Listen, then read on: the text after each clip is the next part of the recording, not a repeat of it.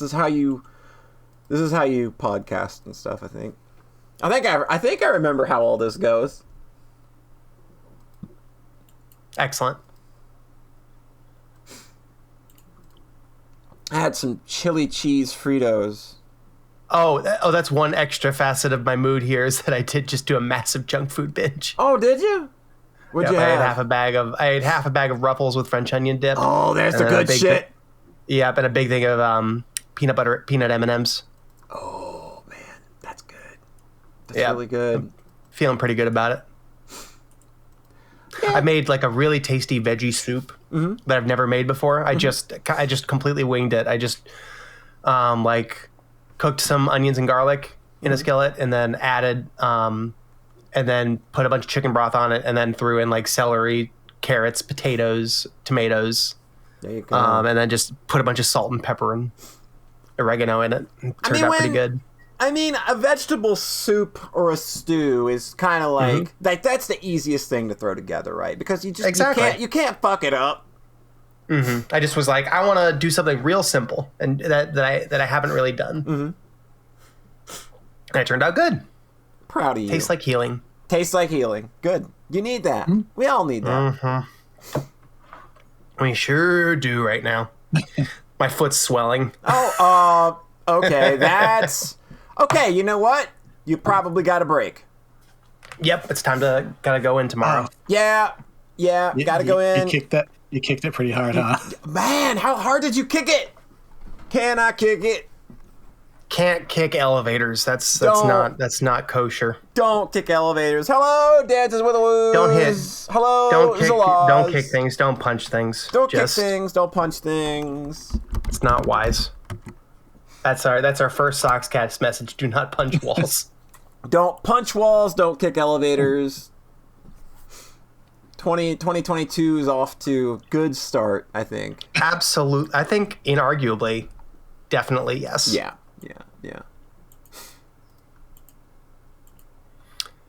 I just got I turned on the stream for a second. I just got a nice hit of my like crisp blue audio after talking on several streams through phone mic.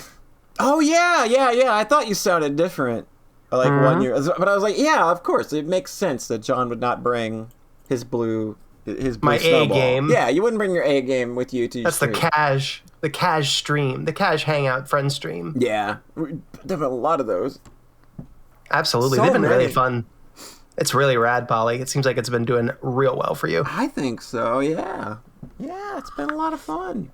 We got people hanging out in chat now. Look at this. Can you believe people come out to this garbage still? Amazing. I'm utterly shocked. I don't know. It makes me happy. Now, Polly, your streams are also important and excellent events, and I don't mean to imply that they're less important or more casual than the Sockscast. And I don't want you to feel like I wasn't bringing my A game. I don't know. I feel like you're just saying that because you like feeling like you're a good friend. I'm probably just saying that because I like feeling like a good friend. Man, I'm a dick. That was very funny. I appreciate it. I think you gotta, lemons, lemonade, potatoes, tomatoes. I have tea. I have lemon ginger tea, and they're with lemon and honey in it. I've been starting to add honey to my tea. Oh, that's good. And it's turning out really. It's making my because I have my black tea, which I put half and half and a bunch of sugar into, and that turns out great. It's just like strong black tea, but cut with a ton of milk and sugar and cream. And then I have my herbal teas, which are like just a little bit of lemon and honey. And I'm glad that the honey is helping the herbal teas catch up in deliciousness to the dessert black tea. And also, honey in anything gonna be a nice throat coat for when you're gonna be sitting here talking for 5 hours. So I know. Yeah. Hey everybody, welcome to 2022, and welcome to Sockscast episode 149. This might be the calmest and most peaceful I've ever delivered that intro. Excellent. We're just got that done with everything energy. Yeah. Who needs energy? All you need here, you don't need energy here. All you need is vibes. That's all you need. We are bringing, this is the new season 2 of the Sockscast, and we're bringing we're pivoting to ASMR. Oh, yeah. It's a little late. We're a little past the whole ASMR thing being like a huge deal, but we're never, that's why we do our Game of the Year podcasts with whatever games we play. We aren't beholden to the current zeitgeists. We will do whatever the fuck we want always. Exactly. So that's why we're peacefully doing our ASMR podcast. That's right. Yeah. I don't know where any of this is going. Sounds like a great way to start. It's a great way to start a new year in podcasting, though. Couldn't be happier to have everybody with us. I hope the holidays treated y'all well, but it's time to get back to business. And being the only podcast on the internet, it's on our shoulders to be the ones to bring you your bi-weekly dose of good entertainment and good taste in media, and that is exactly what we are here to do. To my immediate virtual right, strap on your boost, it's all uphill from here. It's Rhett. What's up, guys? It's RHATE Rhett. Oh my god! What up, gamers? Oh, wait. Oh, I'm sorry. Are we doing the ASMR one instead? I forgot. Sorry, we changed at the last minute. Yeah, we really kind of made a whole platform change. I really goofed at you guys. Yeah, it's okay. I know. Look, we talked about this in the shareholder meeting. We said that the ASMR audience was bigger than the radio DJ gamer audience. Yeah, it's the crossover audience of people that are really into like those big radio DJs and also gamers. Gamers. What's up, gamers? So many gamers in the audience. Can't believe it. I mean, that makes sense because we're the only podcast about video games. We are. It's We're true. the only podcast that features video games. And thanks to some shenanigans that I was able to pull legally over the course of the break, we are now officially the only podcast allowed to talk about video games. So even if somebody were to hypothetically start a podcast at some point in time later, it can't be about video games. It can't have video games on it. I got the trademark. You got to come through me first. Nice. You bitches don't know about my litigation. I'll just put it that way. My litigating skills. Bitches don't know about my litigation. Bitches do not know.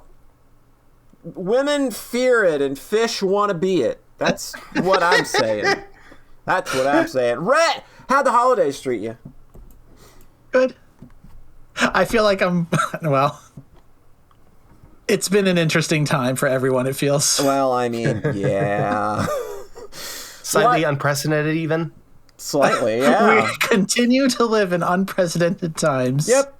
That's going to be Did you know it's been a year since the pandemic started? Rhett, did you know it's been 2? I mean, it's 2020, right?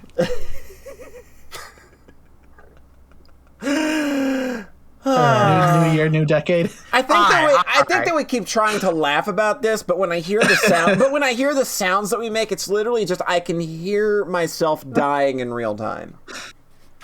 I mean, that is the podcast. Yeah. Dying in real time. We literally sit here and die 3 hours at a time. When you think about it, man, we're just getting deep and philosophical now. But Rhett, you're doing good. Hope you're doing well.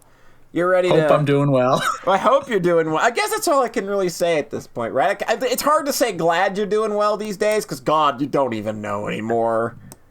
You don't know what's going on inside somebody's... You don't know what's going inside somebody's brain piece. You don't know what's going on in there. So I hope you're okay. Oh, man. To my immediate virtual left, I'll never forgive him. It's John Thayer. Hi. Hey. I'm here to talk about video games. I'm excited. I played a bunch of them. It's a good thing because we haven't podcasted in a while. So Yeah. We've not had a regular podcast since like November 29th. So we've had a lot of chance and a lot of time to do things. And we're going to talk about them. It's one of those things where it's just like, is this an episode where maybe we should have started an hour early? Is that what this is going to be? Are we going to be here at 10 o'clock? Is that what's happening here? We'll find out. Oh, boy. But the more I sit here and dilly-dally, like the more the odds of that happening just shoot through the roof. So, Rhett. Hi. Do you want to get 2022 started off on a good note for us? Sure. All right. So, like you said, it's been over a month since we podcasted. Yeah, it skipped. has. I mean, besides Game of the Year, where we hash out the best of the last year. Yeah. But as far as like bringing new stuff to the table, We ain't it's done that been in a while. since late November. Yeah. So I had a little holiday break and I played a lot of games. I actually played some games during that time. I was shocked that this happened. I didn't know that you knew how to do this anymore. I found a way, and that way is not having work, so I have more than like 4 hours of free time a night, and I banged through some short little games. That's conducive. Like having free time is conducive to being able to play video games. It really is. Wild, isn't it? God, the first night back to work was like wild because I was like, okay, time to play, or like time to finish this anime, then start a new anime, and then play 3 games, and then I was like, at 4 a.m. I'm like, oh, that's not all happening. Wow, like it's suddenly you have time for 2 things, silly. The clock is against me right now. Yep. So what I'm here to say is I played a bunch of games and they were all fine. I'm here to talk about the best of the best. Okay. I'm talking about the art that moves your soul. Let's do it. So I'm starting off with my number 1 piece of media consumed in the last month or so. Oh, fuck yeah. And that is the Review Starlight movie. I knew this was coming. Yes. Peel it off. Let's go. God, I just don't even... Jump from video games right back into where you feel it. Right. Putting those comfy socks on, the anime. So Review Starlight is a series I watched, and I had to check my Twitter feed for this. In May 2020, which was like 2 months ago, basically. 2 months or an infinity ago. Right. And so that was a show that kind of got floated on my timeline a lot because I follow a lot of Symphogear fans I kind of figured that's where this was coming from. This is a show that kind of went under people's radar. It's got a lot of singing and fighting in it. Mm-hmm. And I watched the show and I was like, it's fine. It just didn't quite ever land for me. So the other week, end of the year, so there was a movie announced in 2019. The series was 2018. The movie was announced in 2019. And then some stuff happened. It probably got pushed back a year. Yeah. Can't imagine why. Due to the ongoing situation. So it came out in Japan in summer 2021, and then the Blu-ray came out for Christmas 2021, and then was immediately subtitled for everybody else to watch. Nice. So real late year, end of the year contender. So I saw someone mention on Twitter, "Hey, the movie's out, let's go!" So I was like, "This is probably going to be blasted on my timeline immediately." So I'm going to watch this movie, and I have no real expectations going in because it's the sequel to a series that I was kind of lukewarm with. Cool on. Yeah. But I did want to believe in the movie because I'd seen a few of the trailers and went, that looks wild. What the hell? Mm-hmm. And even the movie itself, I went through an arc with it where it's the first half is very slow and very confusing. And part of that is just me not being fully remembering the series entirely, where it's hey, here's all these characters are back and the timeline is advanced, it's the end of their 3rd year now and stuff is happening. And I had a thought at one point where it's I know why I don't like this series, and it's because all they do is talk in metaphors. Where it's no, that kind of writing. Oh, it's very, yeah. Wait, Polly, what are we talking about? That shit's great. I literally was looking at my Steam reviews today because somebody gave me an award for one, and I bumped into my We Know the Devil review, and it's literally That's exactly just where my brain why went. nobody talks like this. Yeah. Sorry, I kind of lost my train of thought. And I think so the second half of the movie just goes really hard. So it basically turns into big dumb anime at some point, is what I'm assuming you're trying to say. It's still very open to interpretation and kind of confusing. And there's just a shitload of like, here's what this symbol means, here's what this means, here's what the Tokyo Tower falling over means, blah, blah, blah. Just layers of metaphors and imagery, and it's just, it washes over you. Right. So I kind of feel like me and the series definitely found a way to meet in the middle there, where it's like, okay, but the action and like the stuff you're watching is still extremely, extremely cool. Give me singing and punching, and we can compromise on this weird basically. flowery talk. Okay. Basically. I feel like it definitely kind of made me understand what my problem with that series was, where it's like anime tends to be nonsense from like a literal perspective, where it's like a show with like Symphogear will just have like Hibiki flies to space and punches the moon, and that's a thing that literally happens. Yeah. And you don't question it. Or like Goku screams really loud, his hair changes color, and he shoots lasers from his hand. It's on the nose. You know what it means. That's a thing that literally happens.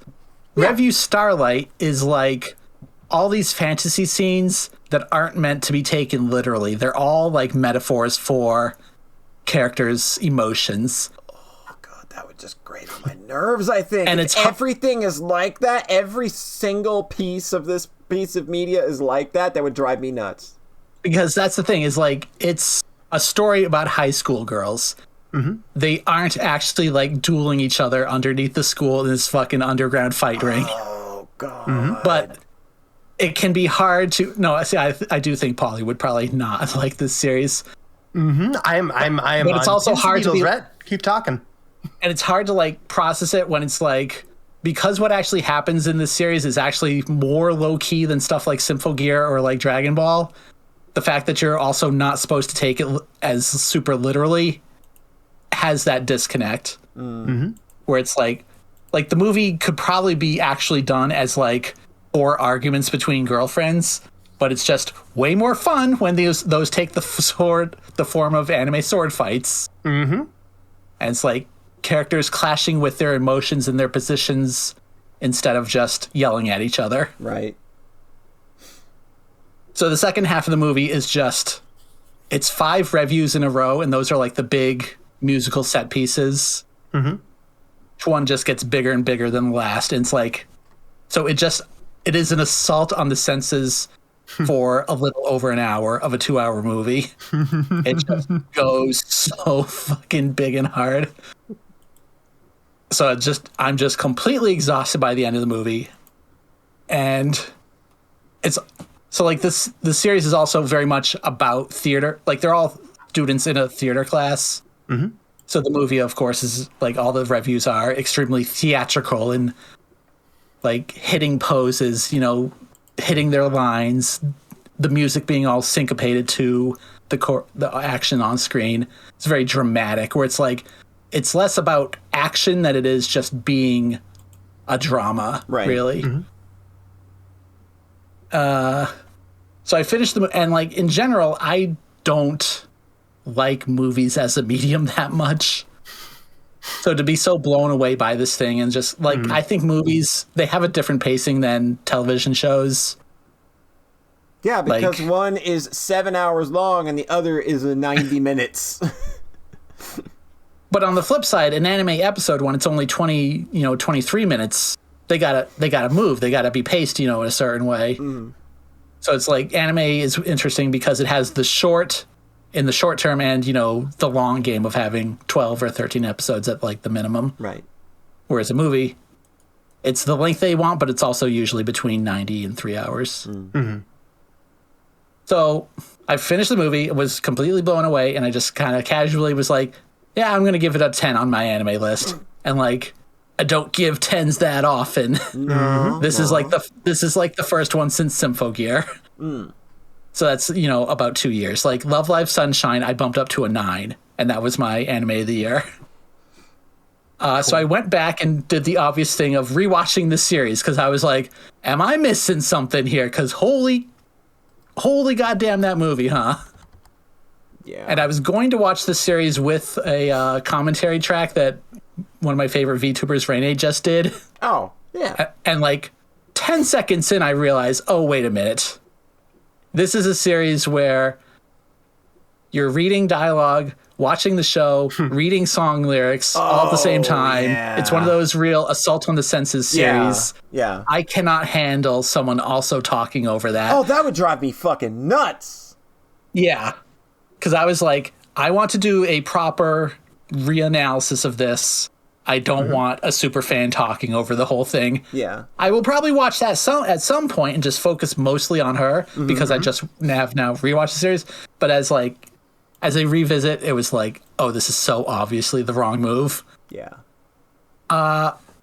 So the series, I came out of it better than I did previously. I still don't actually love it, though.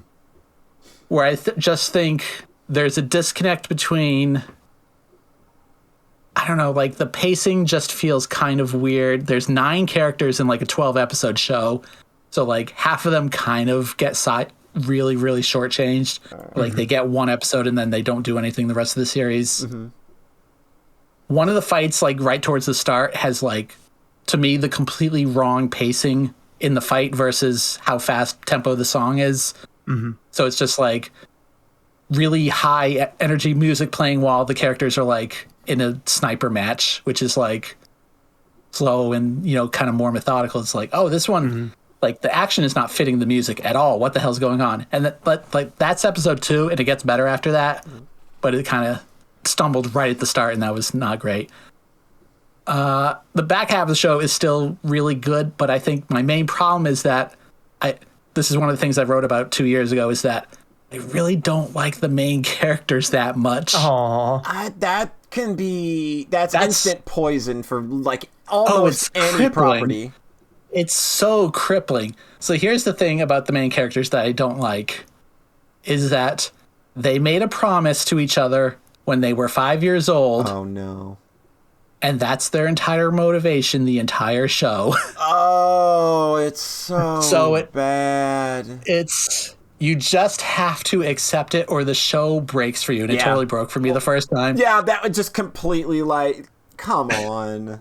And then even doing the whole like reading the song lyrics thing, like while they're fighting, and almost every single time it's like character they're fighting, you know, is laying out their position, and then the lyrics from the main characters comes in, but I made a promise to my friend. And I'm just it's like every time Stop with the promise. And I'm just like, oh, like, okay, so this is why you'll beat this character, is because you made a promise. Here's why you'll beat this character, because you made a promise.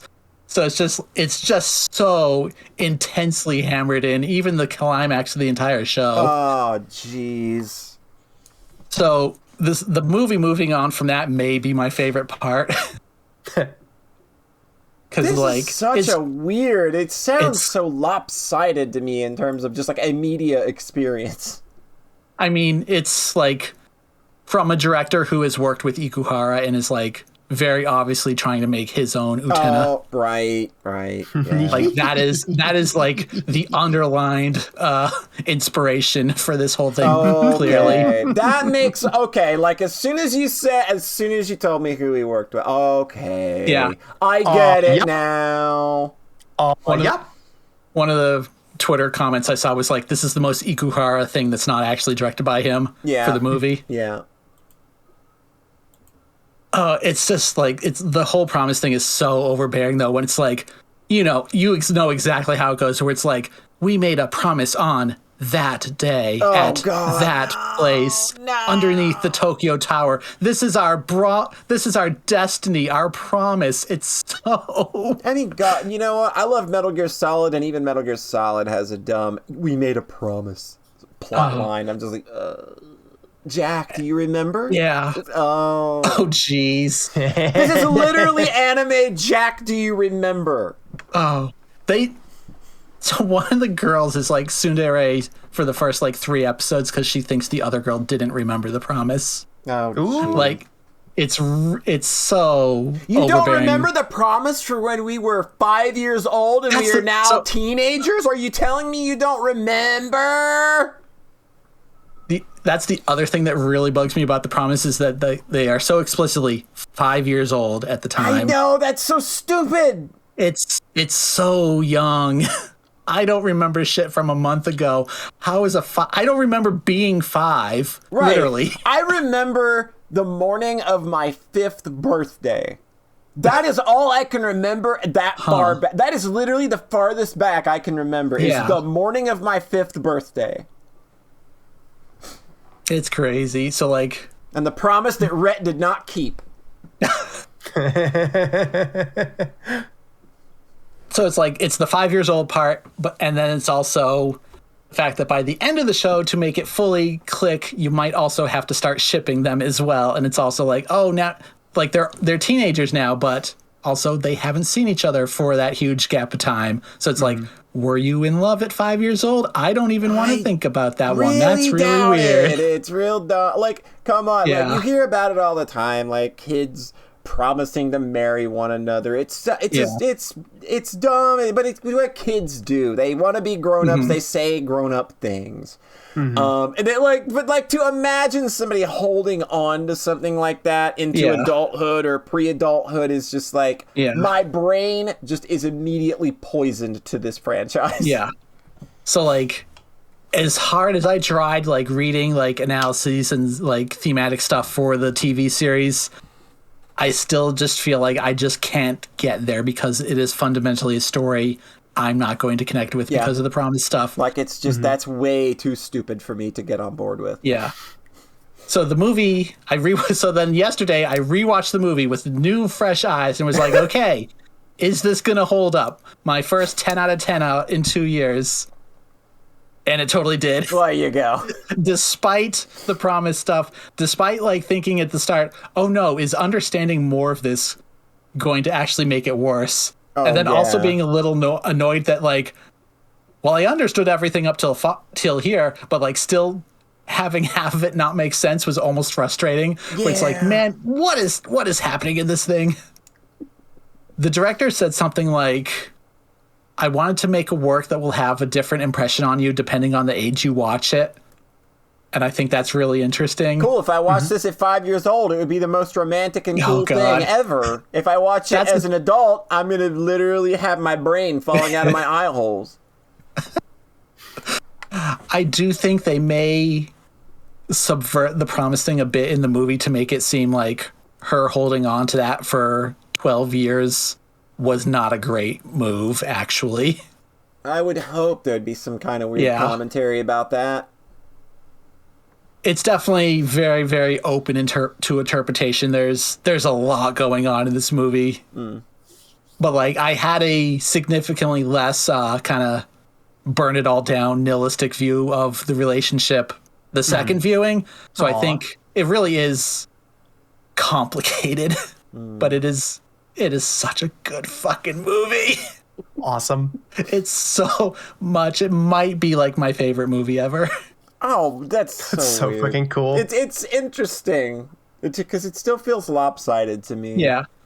Well, the thing is, like, so because of how it's set up, the main characters from the series aren't in the movie a ton. They just have the big climax at the end. Everything else is like the other, 7 girls clashing against each other. Okay. So everybody gets significantly more balanced amounts of screen time in this one. Gotcha. Which is really, really good. Cool. And then it's fantastic. Aw. That's so cool. I think the music is doing a ton of heavy lifting here.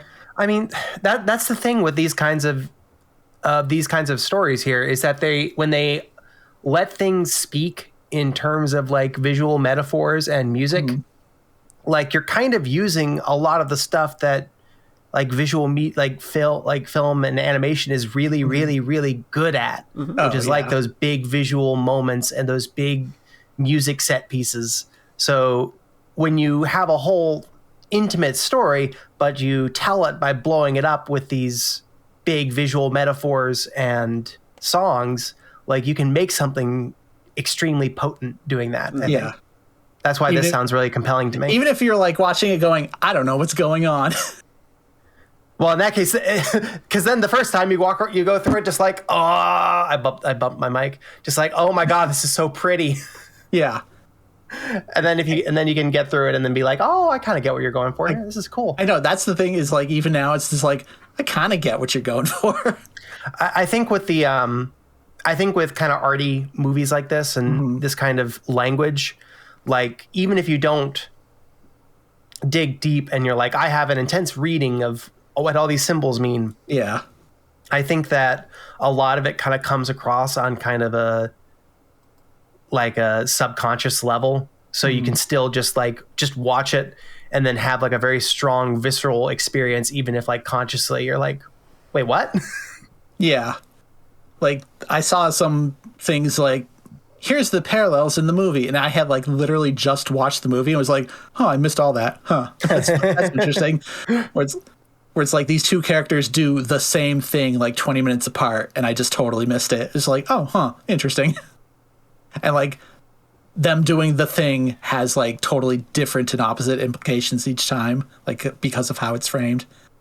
So it's definitely like the movie is definitely thinking at pretty galaxy brain levels that you might just not interpret literally, but your brain might be thinking about it. Mm-hmm. You didn't notice that, but your brain did. Yeah, basically that's the one I was going for. What your brain did. I mean, I think it's like yeah, musical stuff was working on the same level where it's like, hey, this is not being literal. This is using something very exciting and fun to communicate something quiet and boring. Yeah. But the quiet, boring thing is what makes it like good. So, so That's I really like, vibe with that kind of story. Why I read an analysis a little bit ago about the series in general. It's just like theater itself is the most kind of, you have to fill in the blanks yourself because it is so unreal to begin with, where like characters facing the audience or breaking into song, like none of that is meant to be taken like super literally, or like the stage is sliding in and like these are all things they do in Revue Starlight to make it seem more like a stage play. That's awesome. I dig that kind of theming. I think that's pretty cool. Like this movie is aware that it is a movie and it is in love with cinema and theater and like plays with that in really fun ways. I can appreciate that then. Yeah. It is like probably the only anime musical. Because there's a ton of music. I really want to watch this. I know you've been selling it extremely hard, so I really want to watch it. That's the thing is, I do want to preface though, is like again. the series itself, I'm still like that fucking promise thing like holds it back so much for me. Even like I watched multiple episodes like more than once on this rewatch. I'm like, episode 8 is really good. That's like the best action moment, and it doesn't have anything to do with the promise. And then I watched like the final episode, and I'm just like, I'm just not there for you, dog. I'm sorry. I'm trying so hard to love this, and it just can't clear that hurdle, which is so weird after the movie to have such intense trust in the series now. Because usually you can carry that enthusiasm, like if you enjoyed one part of a thing, because I've had this happen before where I would like see a movie or something and then go back and see the series and be like, oh, okay, that's not so bad. So yeah. I've had that happen, so I was wondering if that would actually come through and be like maybe kind of propel you with the appropriate enthusiasm to be able to enjoy the series itself. I mean, I definitely like the series more this time than I did before, where before I was like low 7, and this time I bumped it up to an 8, basically. Cool. Because like my tweet on it was fine, which is like actually fucking damning as hell. Yeah, things say, like, just being that's your death sentence. Yeah. Another thing in the series, I think it's just a TV thing. The music just seems too quiet. Like the character dialogue really kind of drowns it out a bit more. That Sympho Gear could have used some of that. I think it's weird in the series. And it's just like, oh, you're writing like 8-minute songs that are like not even like verse, chorus, verse things. Like, and then kind of drowning it out under the dialogue. Like, why? Also, all the soundtracks are on Spotify, which is fantastic. Excellent. Yeah, that was the funny. Okay, final thing is that I did listen to the soundtrack for the TV series at work on Friday. Not Friday. Was it? I don't know what day. It was Friday. So final episode of the actual show can't make me cry, but then listening to the soundtrack for the final scene, that's when it got me. It's like, it's removing the character dialogue, it's removing the story, it's just the music by itself and making me think of that scene.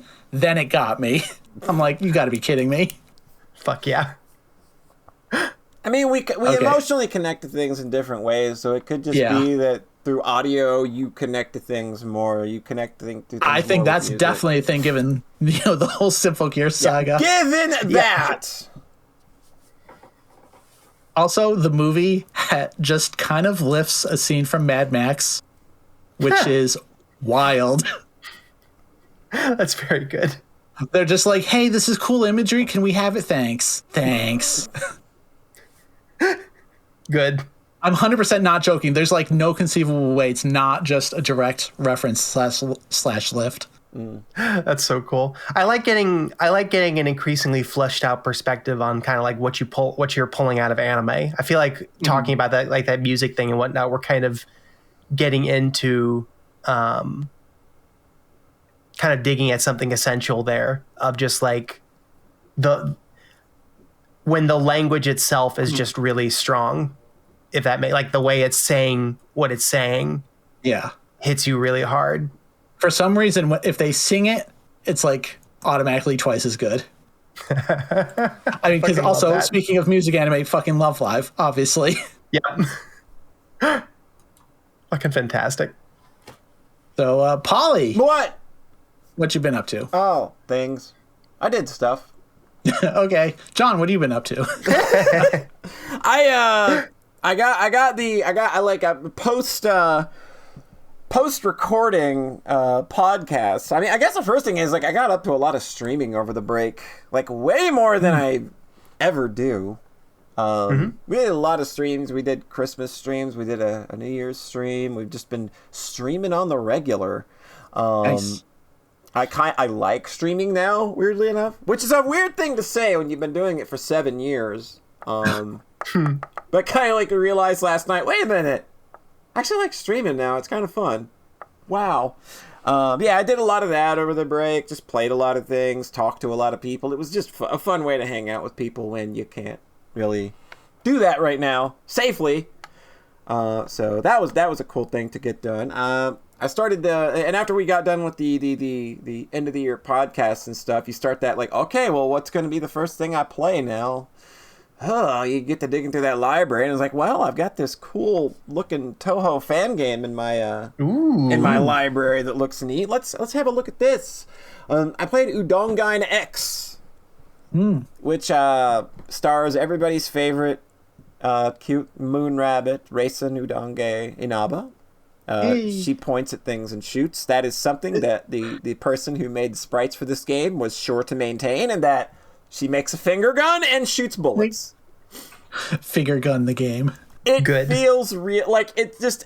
I don't know why that detail just does it for me, but it's just like, I see that, and it's just like, yep, that's great. But Udongain X is... man, there's like a million bajillion of these, but it's a Mega Man-like Toho game where you got 8 bosses and an intro stage and 4 stages. And you got a better Wily Castle in this game than Mega Man 11. Not hard. And you don't even like, and this is a game where like when you beat bosses, you don't even get power-ups for them. Wait a minute. But you do collect P chips throughout the levels. You got to hunt them down like the same way like you would look for, openings in levels and stuff for with Mega Man X, where you'd find your like helmet upgrades and shit. So you got to go find the points, and then between stages there's a store you can go to. You can buy things like some health tanks, or you could change the way like you can make it to where you can like have some influence over how like when you shoot you can curve your shots and things like that. It's a game that looks really, really good.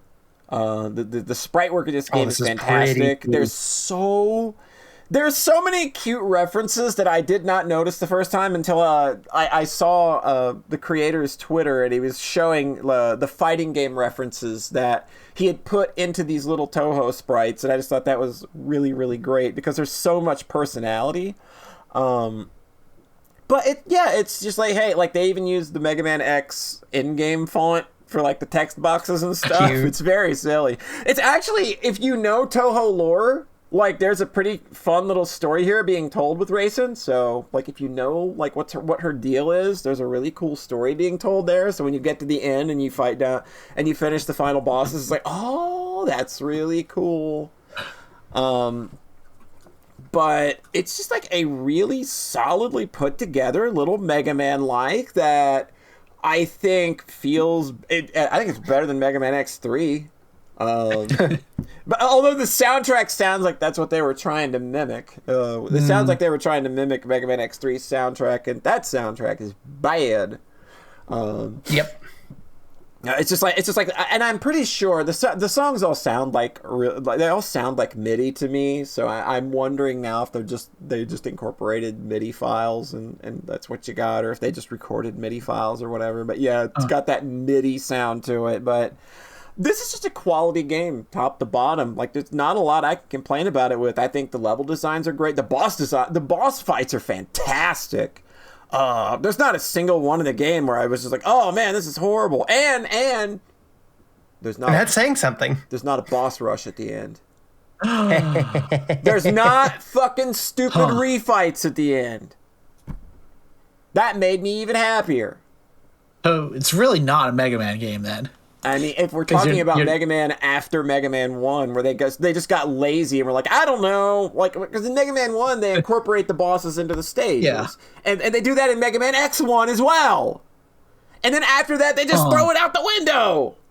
But Udongan X, like, this game's just really freaking solid. Like, I was shocked, like, I expected it to be pretty good because I've played like Mega Mari. I've played a lot of Toho fan games that riff on Mega Man in this way, but I think this might be my favorite one. Because it just kind of like, it has a set of tools that it uses. Like all the level gimmicks are really fun. It's got a very it's got a small set of enemy types that they build a bunch of really cool combat scenarios and platforming scenarios out of. It's all put together just very smartly in a way that like, and I think that this was like a one-person project too. I think the person, I'm pretty sure that they at least did every bit of art, which there's a lot, and like again, all the pixel art in this game, super duper fantastic. A good cast of characters, like just like that make for really fun boss fights. Like, and all the gimmicks are very much tied to how those characters, perform in their game. So yeah, just man, like I was just super impressed with how well put together this was, and that one came courtesy of Carmichael McCallis, who sent me that as an early Christmas gift. So big thanks to him for that, because this was on my to watch list because I had seen a friend of mine play a little bit of it. It looked pretty good, but I wasn't 100% sold on it yet. But then sat down, played it in an evening, played it in an afternoon. Only take you about 2 or 3 hours to finish. If you want something good, you want something nice and breezy to play through. And you need that Mega Man itch scratched, and you don't mind it being a Toho game, or you're just looking for a damn good Toho game. If you're looking for a damn good Toho fan game, Udongan X is super duper fantastic.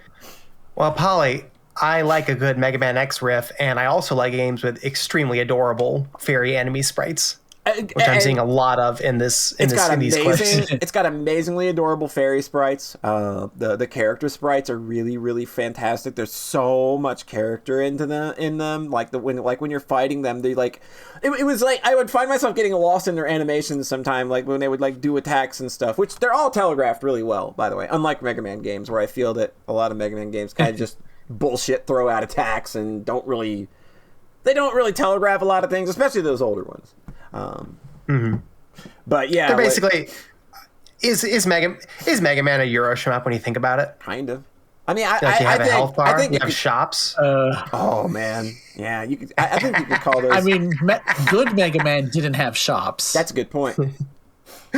Yeah. I like 8. 8's really good. Yeah, I fucking love 8. Yeah, I'm not gonna sit here and talk shit about 8. I like that. But yeah, Udon Next. You want just it's solid. Like just fantastic. It was a great way to start the year. Could not be happier to have kind of started the year with that banger of a fucking game. Just super good. So I've only talked a couple minutes. I suppose I could work something else in here. If there's not a problem with that. How about the judges will allow it? Do y'all mind if I get a little problematic? Can I start? Can I be the first one to pull the? Oh boy! Can I be the first one to pull the alarm of content warnings? I know you just pull out, like crash through the black. You pull the hammer out of the box, crash the glass, pull down the big hand. You put the 4 cylinders in like an alien. And then you slowly pull down the handle. It's like, okay, we're going to discuss some problematic content. Klaxons are going off. It's a lot going on here. Like, look, I figured, you know what? Like we had John embrace his trashiness last year in a lot of ways that I think was very fun. If you listen to the Game of the Year podcast, it made me very happy. To just kind of embrace trash, embrace your interests. And like right after Udon Next, I was just like, you know what? We're embracing trash, folks. We're gonna do it. Here we go. So I have a bit of a fascination with the yandere trope. I like girls that could feasibly kill me, and I think it's fun. I think it's a fun mindset to indulge in. I think that's probably just not even anything I had to say at this point. I think people just kind of know that, given the way that our tastes run around here and the way we've talked about things on the show in the past before. Given probably the first thing one of the first things I ever associated with you was, I love Ryugu-Rena. Yeah! I love Ryugu-Rena. It makes a lot of sense, right? Yes. So I decided that this year, we're going to embrace that trashiness a little bit in a way that I never have before. And I was just like, all right, look, we're going to see like what this genre actually entails. Because I've never really sought out like yandere specific content. I know that I like yandere type characters. I think that it's a fun mindset to explore, like in a very understandably problematic and kind of gross way. Not trying to minimize things here. It's not for everybody. And then I noticed that Zalaz was doing an end of the year list of things, and on her list was a game that kind of caught my interest because I was like, hey, the art's kind of cute. I like that. Yuri, okay, I'm at yandere. This could not have been more perfectly timed. So, went to the old Steam box, opened it up, pulled out the credit card, and I picked up Suteki na Kanojo no Tsukurikata, which is roughly translate to something like building the perfect girlfriend or something. I think that's kind of how I would go with it. I didn't know that title. Very good. Good start. Yeah. So, again, we're going to preface now. We're going to get it out here. Here are the content warnings. I'm pretty sure this is how I started my Steam review too. Like, this game's really ugly. It's violent. It is a very unhealthy depiction of mental health and mental illness. And it features non-consensual sexual content. So, there you go. I am not going to sit here and describe that content, but I am going to warn you going in that if you do decide to look up Tsuteki na Kanojo no Tsukurikata, that's what you're going to find. Don't blame me. Yeah. So, the game is about a young, innocent, pure lass named Sumire. She's kind of just your typical anxious wreck of a girl living the college life. She sucks at sociability. She lives online. She posts fake self-harm photos online for attention, and nobody cares. And nobody cares. She is just so ignored. Nobody gives a shit. Like, nobody replies to her posts or anything. She has, like, one online friend she talks to, which is basically you, the player, I'm assuming, because this game gets real weird. So Sumire is kind of a wreck. And she's an adorable wreck when this story starts out. It's like, oh god, I kind of like her. She's very interesting. Watching her it's almost like an extreme version of what's her name from Watamote, where a lot of her problems are just kind of just being a ball of anxiety. That's sort of this girl's problem too. Only she's also just kind of trash as well. She's just an online goblin. Yes, Tomoko. And then there is so she goes online. She gets the attention of somebody, and she thinks that it's another girl. She goes to meet this person, and oh no, that's good. Bad juju. She's gonna get sexually assaulted by a bunch of dudes, but it doesn't happen. Because to her rescue comes Nazuna, who is a rich girl. She's extroverted. She's angelic. She's perfect in every way. And she pulls her out of that situation. And that's sort of the grounds for our hapless heroine falling madly in love with her over the course of about 2 hours. They find out that they go to the same college. They have some college classes together. It's all they have a really kind of cute lead up, almost a courting session where Sumire is just kind of a wreck trying to keep her composure around this girl she literally thinks is a goddess, and it's very adorable. And then it turns out that Nazuna is despite being a rich girl and being extrovert and everything, she has conflict with her family, and she has nowhere to stay. So she's been sleeping around with friends and stuff to kind of have somewhere to stay at night, and Sumire finds this out and offers her a place to stay. And this is kind of where she gets the end toward our story, kind of turning very that it takes that yandere turn where Sumire very quickly adopts a codependency on this girl, and Nazuna is not good at trying to push that away. She kind of gives into it too often and kind of opens herself up into becoming Sumire's plaything, and then things take a much darker turn when the bad things start happening. When, when she's like, hey, you know what? Here's a collar that I had for my dog that got killed, and I'm going to make you wear it now. Uh-oh. It's a dog that got killed.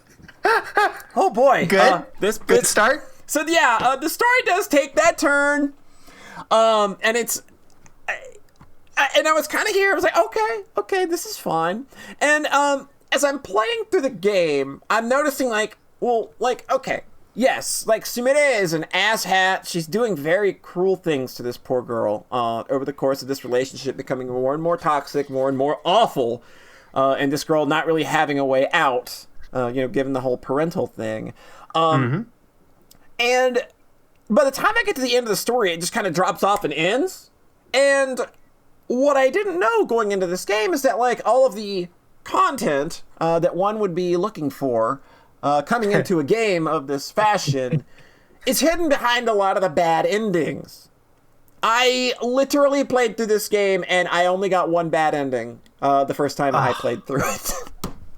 I somehow navigated the stupid web of visual novel bullshit and missed all the content that I was kind of coming to this fucking game for. So when I got to the end, I was like, what is this? This was tame as fuck. I mean, despite the fact that it was gross, it was tame as fuck. So, I didn't get the full breadth of what this game was doing until I went back and, okay, now let's intentionally make all the worst decisions we possibly can. Okay, there's the content that I came here for. Okay. There's the content that I crave. There's what I was looking for. Now you're feeling a little more like a yandere visual novel. Now I'm here for it. Now I'm getting into it. You have a lot of issues sometimes where the visual novel structure of something seems to work against the effect that it seems to want to have on you. Yeah, like the game where I'm pretty sure they expect you to make the bad decisions. I'm pretty sure that that's what they want, and I remember Zalaz pointing out to me that she had to map out the decisions to get to the true ending. You're just too good a judge of character. I Clearly. just dumb fucked into it. But yeah, the bad end pacing that I got, it was really bad. Like, it's just like, oh, like, it just kind of like, it just starts running by days, but like a text box at a time, like, and this happened, and then this happened, and then this happened, and here's the end, goodbye. Oh, yeah, that was bad. So it sounds like even the true ending, though, isn't very great. It's not great, but okay, so I guess it's the part where I have to start making some criticisms. You got the basic idea of what this game is. So the first thing is, I really like this game's presentation a lot. I like the main character designs a lot. They're very cute. They're attractive. And that's like the first thing you want to get right in a game like this. It's like these characters are very attractive. Like they appeal to my senses of attractiveness. So it's just like, okay. You want to see him fuck. Exactly. Like, I'm here for that. Like, let's just be honest here about what we're reading. Like, yes, I'm here to see these characters fuck. Okay, so the presentation is just super ace. Like, the characters and sprites look like they are rigged live 2D models. Like, even in like the just kind of like the talking head scenes that you see in visual novels, where there's typically no animation, or you're just like an expression and then change back and forth. Like, these characters are like always kind of moving. Like, it's almost like that Neptunia effect, but it looks. I was thinking of Neptunia. It looks a little more natural.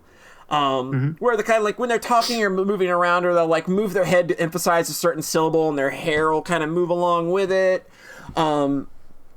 It's just really striking. And the best part is that like the H scenes make use of this rigging as well. Like, there's a good like there's a lot of motion to what's happening, and it really adds to the appeal. It's just really, really, really nice in that way.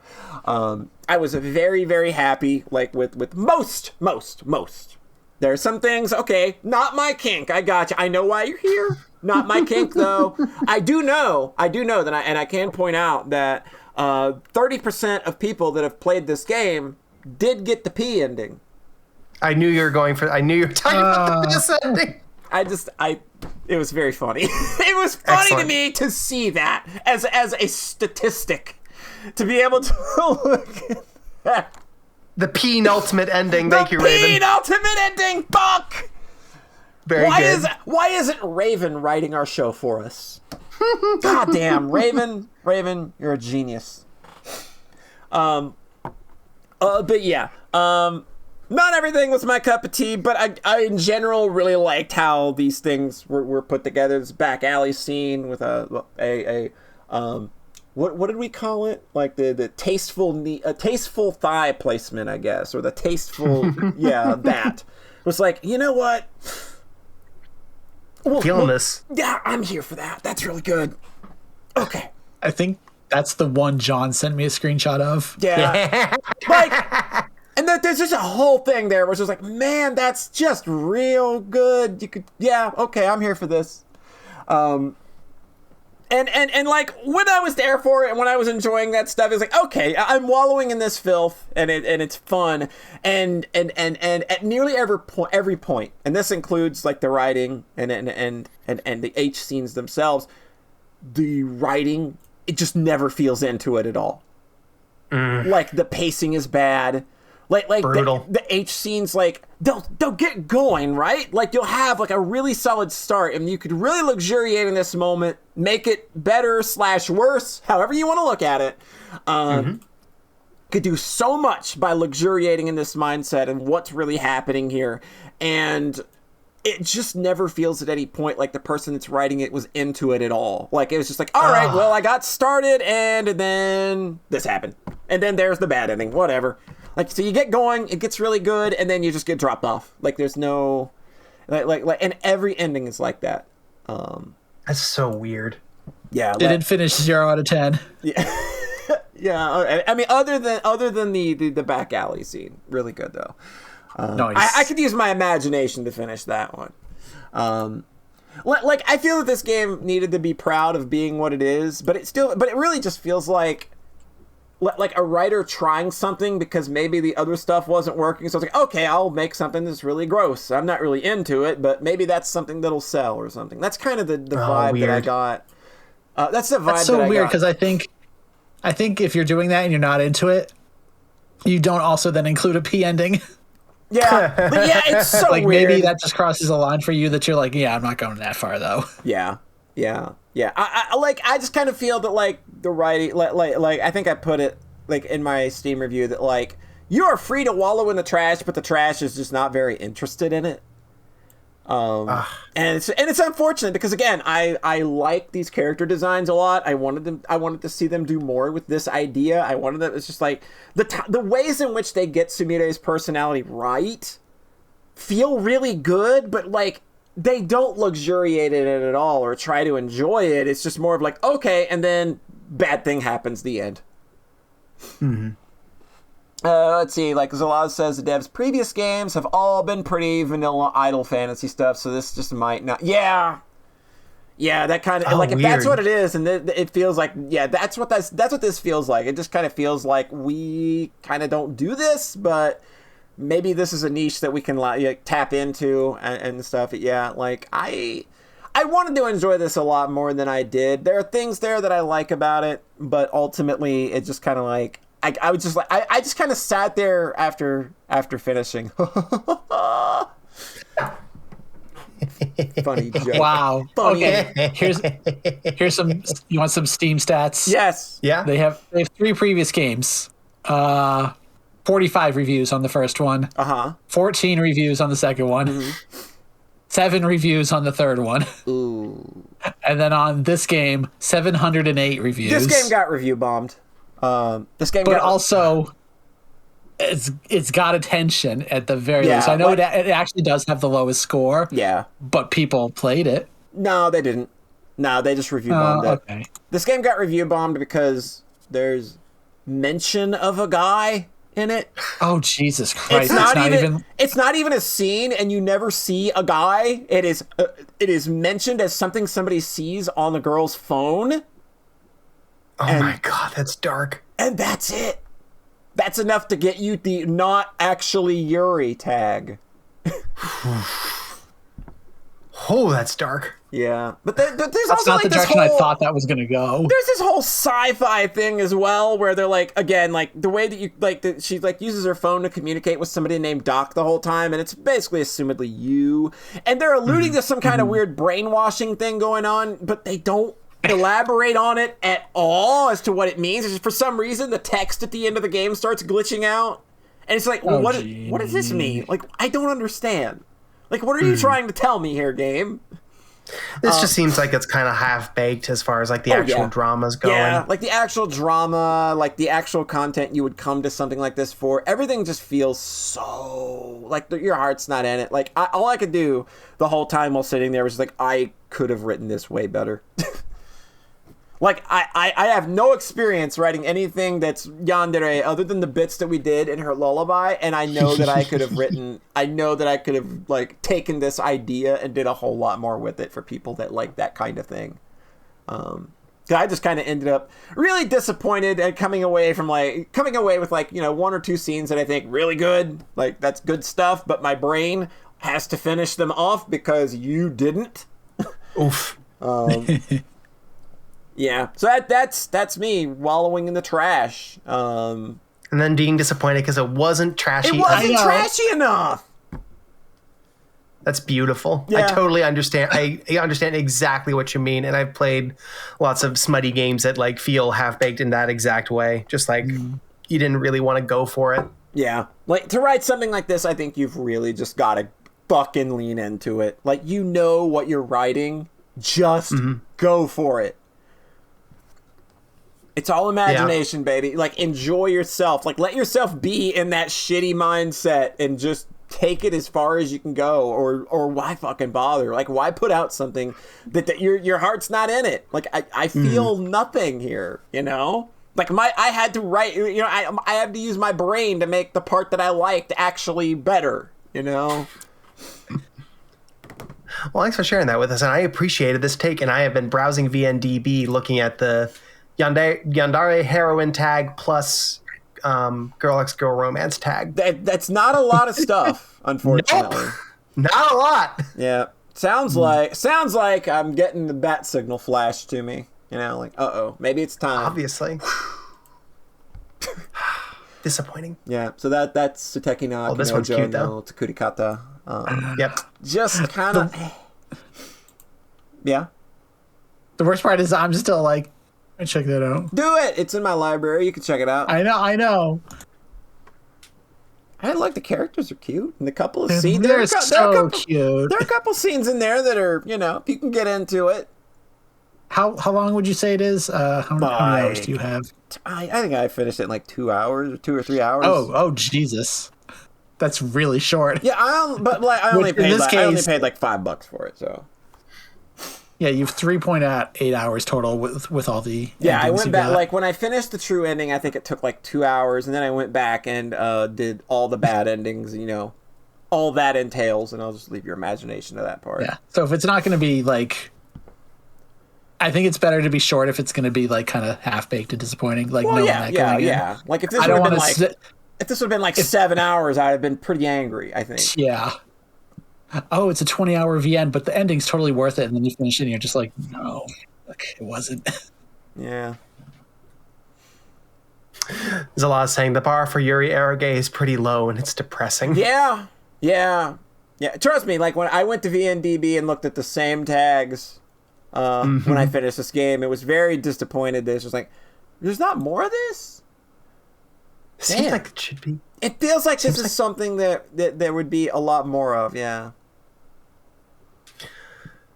Well, the Yuri, got to make room for plenty of Yuri stuff about holding hands. Yeah, like it is the most pure expression of love, after all.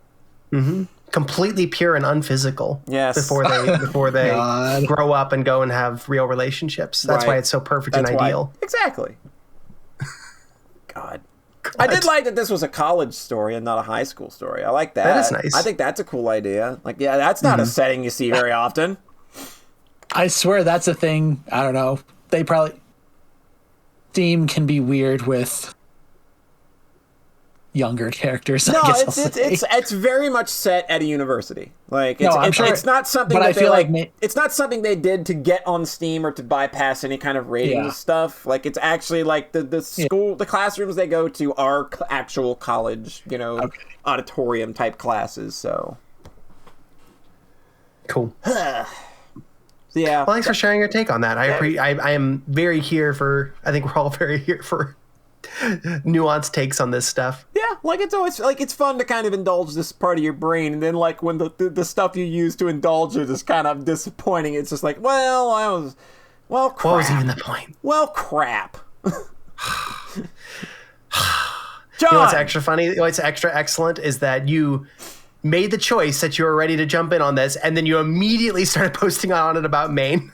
About it on Maine. Just like that is very in line with your character, is that I'm going to fucking own this. That is exactly the choice. That was very conscious, by the way. Me posting the things that I posted from this game publicly, which wasn't anything terrible. No. I kept the dirty, smutty stuff, to myself, or I mentioned it in DMs. But yeah, like when I started playing this, it was like, I don't fucking care who knows what I'm playing. Like I put it out there on my main VTuber account, and then like this is what I'm playing, posting screenshots from it. My Steam review is public. People know that I've played it, and I don't shy away from what the content is in the review. So it's like, look, you only live once, and indulging in trash ain't gonna fucking kill you. If you ain't hurting anybody, fucking cares, man.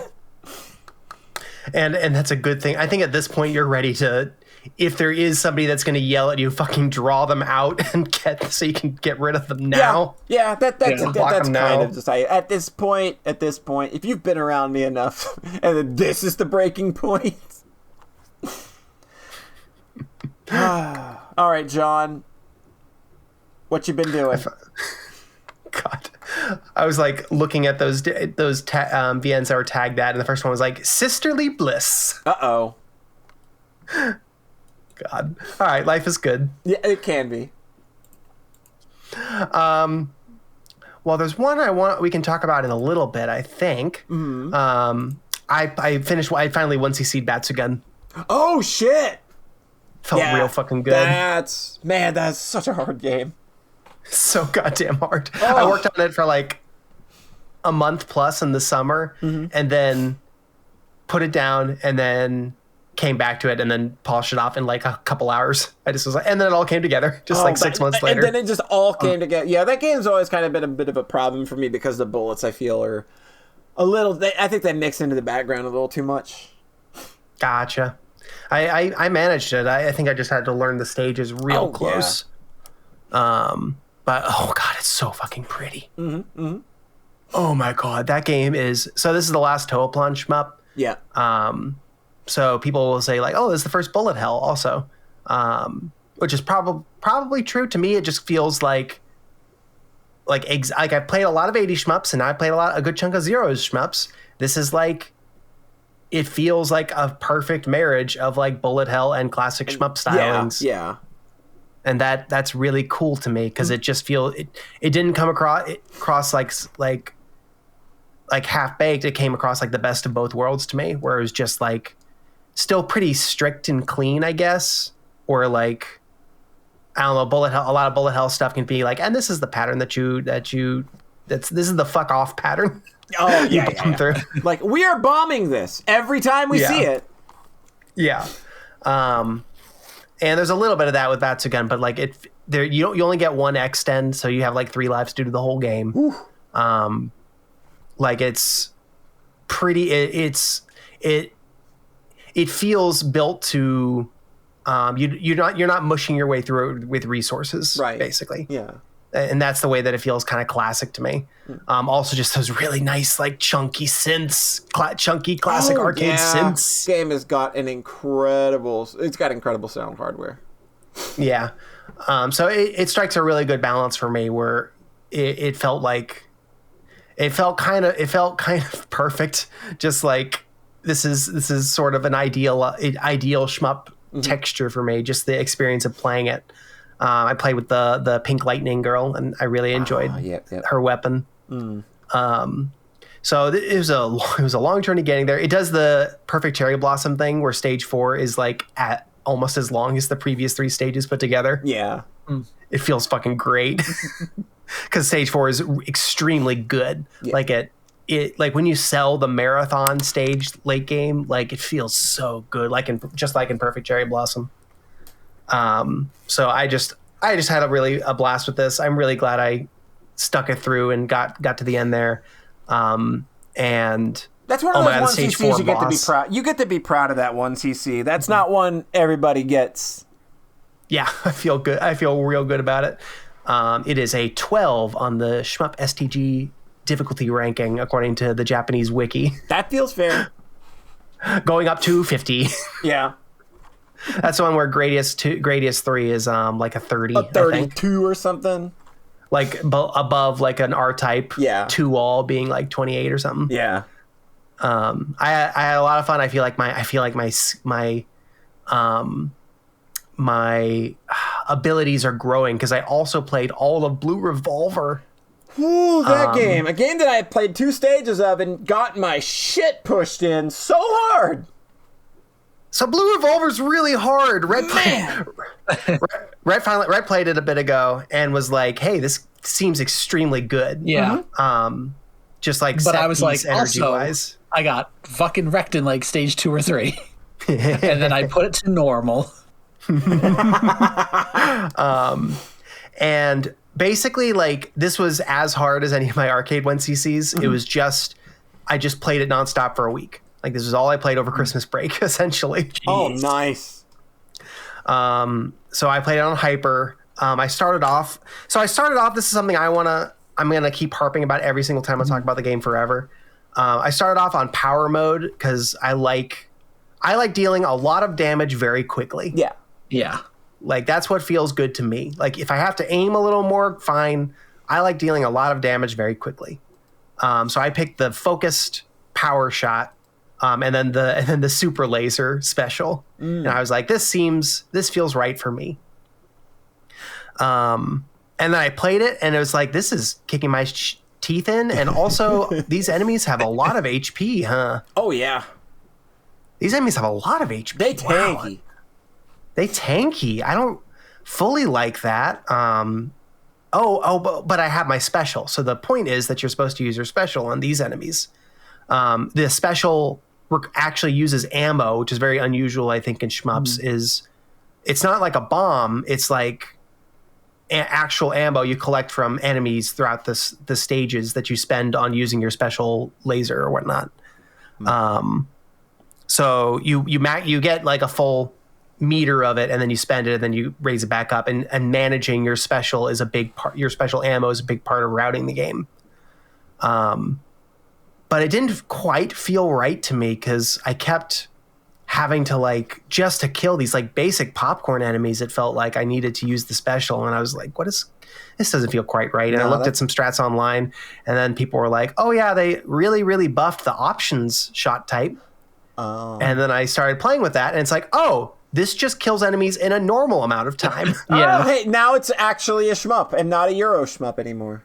And now it's a normal shmup. Yeah. When I revisited it, really good. Yeah, right. I did revisit it over the winter break, and I just went with option. It was fine. It was like, oh yes, this feels good, because I think I also fell into the trap of doing power, because I'm also the same way. It's just like, I want the biggest laser, power. Yeah, power. Only the biggest laser for the man with the biggest dick. There you go. How come when John says it, he doesn't get that response? Right, you know the canon at this point. Yeah. You are the canon, baby. Boom! Master Spark.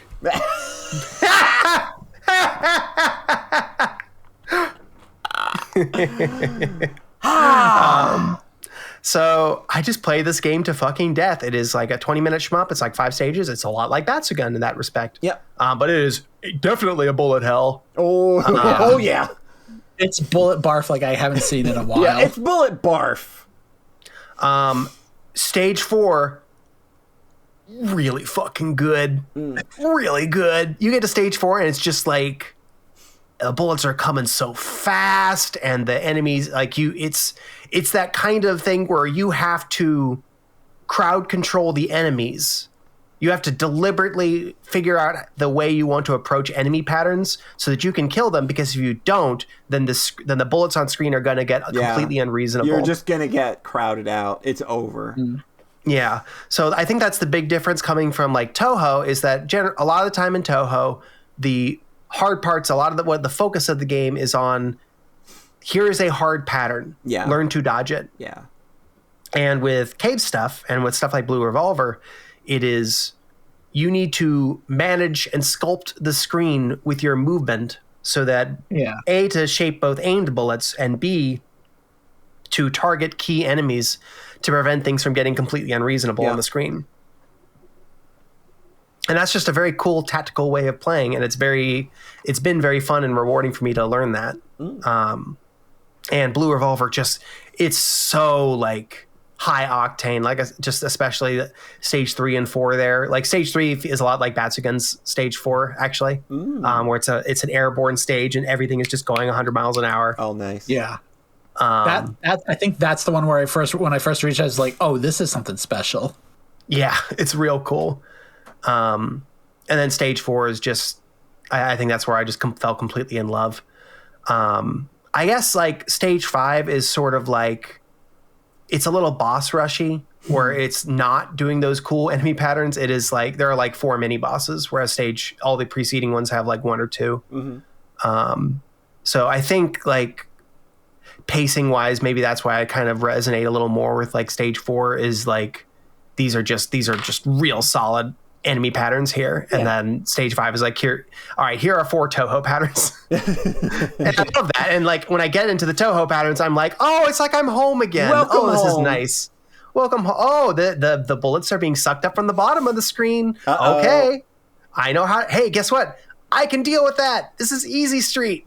I've been playing this since the day I was born. This is like this is like 2005 shit I was doing in Toho. Come on. I literally call them spell cards, just like, oh yeah, spell cards. Easy peasy. The final boss is just like 6 like all-timer, inventive, adorable spell cards, basically. Like one of them is that it makes a big ball, and the ball fires off in a random way, and whenever it touches the edge of the screen, the left, right, or top edge of the screen, a bunch of bullets fly out, explode out. Oh yeah, that's the good shit. while That's the such a boss fucking is spell card. Yeah, that while is the boss is literally a generating spell card. waves. Yep.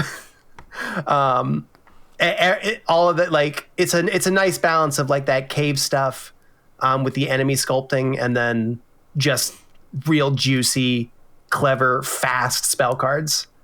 So I think players like me who grew up on Toho but have kind of fallen in love with this other style would be right at home at.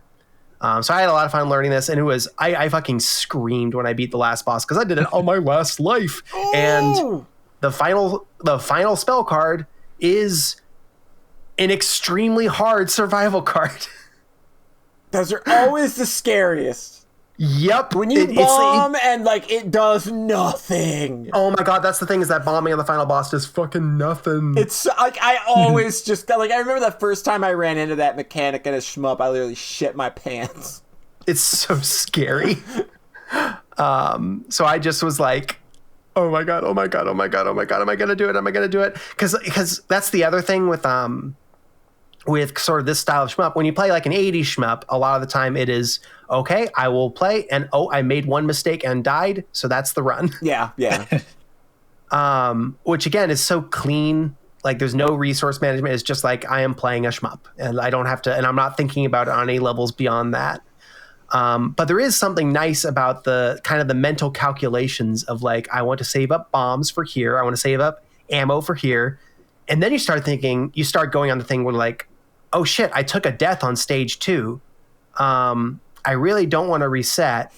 How about, but if I get through all of stage 3 without dying, then I'd be at above my normal pace. So I'm just going to get through stage 3, and then I get through stage 3 and I die. And I'm like, oh, okay, well, if I just do stage 4 without dying, then I'm still on good pace. On my final run, I had no death stage 1, I no death stage 2. I died 3 times on stage 3, and I was like, well, that's the run. This is done. Yeah, that feels like you're cooked. And then I clutched it through all of stage 4 and clutched it through almost all of stage 5, and then took like 2 deaths, and I was like on that last card just like, okay, let's do this. Like you're waiting for those those last 2 or 3 seconds are like the longest seconds you've ever felt. They're literally an eternity. Oh, it's so good. So I think Batsugan felt a little bit perfecter to me in terms of like this just felt amazing. Mm-hmm. But again, I also like went for the most damagey character right from the bat. Mm-hmm. I feel like maybe I would have felt basically the same way about Blue Revolver if I'd got into the build that felt right to me right away. Right. But I had like 2 or 3 hours at the start of Blue Revolver where I was like, oh, this doesn't quite feel good. Mm. But then once I did, I was like, oh, okay, this feels great, actually. There's plenty of power on the leaderboard, so I don't know. Maybe I'm missing something. That's kind of how it always is with these games. I find that like the one that I play as is the one that's just like either considered entry level or nobody cares about, and then I go look for like the more advanced play styles, and those are what's all over the leaderboards. It's like always a little disheartening. Yeah. So I just had a ball with this. These are 2 just stellar shmups. I've heard a lot of people compare Blue Revolver and Zero Ranger. Oh yeah. And like, I feel like if you just want like 20 minutes of high octane action, mm-hmm. You're probably going to do better going with Blue Revolver. Yeah.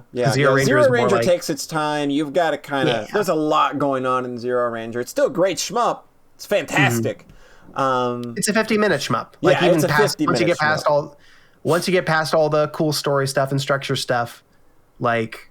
It is a 50-minute shmup. Yeah.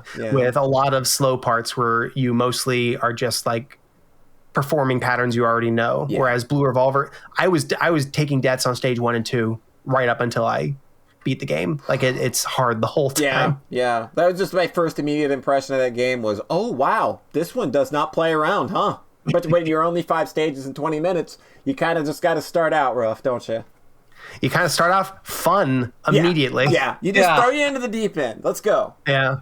That might be one more thing that made me kind of prefer Batsugan a little bit, is that the ramp up does feel just a little bit more elegant in Batsugan, where Blue Revolver feels a little more like it kind of is kicking your ass. There's less of a crescendo, I think. Yeah, it's there like, still again, is one, but I think it's comparable to the Loudness War, where, like, you know, like something like Bakugan, there's dynamics to it where it builds to that, and there's like nuance in how it does so, whereas Blue Revolver, yo, I'm loud all the time. That way, even when I'm big and loud, you can't really tell if I'm louder, and it doesn't feel quite as special. Yeah. It's the Bayonetta 2 of Bayonetta 2 of shmups, yes, there you go. the final boss is so good. So I think that's kind of where I'm coming from with Blue Revolver. Is like there's a couple things about like the pacing and feel where I'm not like full Zero Ranger bought in, but I also played it constantly for a week straight until I got the Hyper 1cc and had a very good time. That's so awesome. I feel like that's a good recommendation right there. And just to close out the shmup corner here, I did in one sitting do Gray's Counter. Gray's Counter is so good. I think that game is just like, it's not the most groundbreaking thing that I've ever played, but it's just so breezy and nice. It's just cute. It's just nice. I think they added a training mode since you played it, by the way. Oh, nice. That's really cool. Yeah, I played it. So I played arcade mode, and it was just like adorable. I was kind of like, oh, I might want to try the hard mode, expert mode. There's like several options for difficulty management, and I tried a couple where like that one of them was like unlimited mode where it just locks you at 200 rank, and I was like, oh no, that's scary. This one ain't gonna work. I tried the extra stage, and it was like, oh nope, this one ain't gonna work. No, I think expert was I think expert is probably the one I would want to do for like a more of a close play. Yeah. But at the moment, I was just like, okay, I just wanted one more like short chaser to finishing up these two great shmups. Yeah. It's a real good chaser. Yeah. And that's it for me. 5-minute break. All right. We are going to take a 5-minute break. We will be right on back, so stay tuned, and we'll catch you for the second half of the show.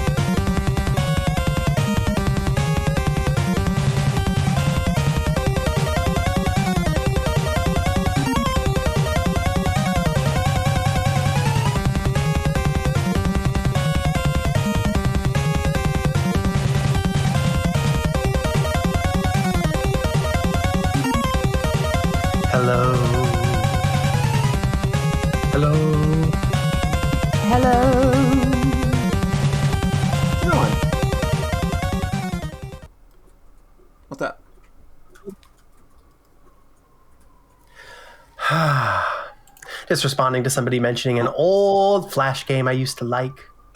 Old Flash When did this games. come You out? mean like Hollow Knight? No, it Good. was Among Us. Oh, right. That's from like 2018. That's pretty old. That's pretty old. It was like, what, 7 years ago? At this point, if you, I don't even know. All right, I will let you take care of the. I was like, oh, should I figure out the Twitch thing? The what? Looks like you had that. The Twitch thing in the Discord channel. Looks like you got that one in the bag. Oh, yeah. He's in there now. It's good. Cool. Is that something only Eleanor can do because it's the bot? No, we can do it now. Good. All you got to do is just let the bot have permission, and then you can go in and add it if you need to. Oh, Cool. Like, Okay. she added instructions there on how to do everything, so. Who's our friend Kavoth? Quoth. I've seen the name. I that swear is I that have, but it I'm not like talking about.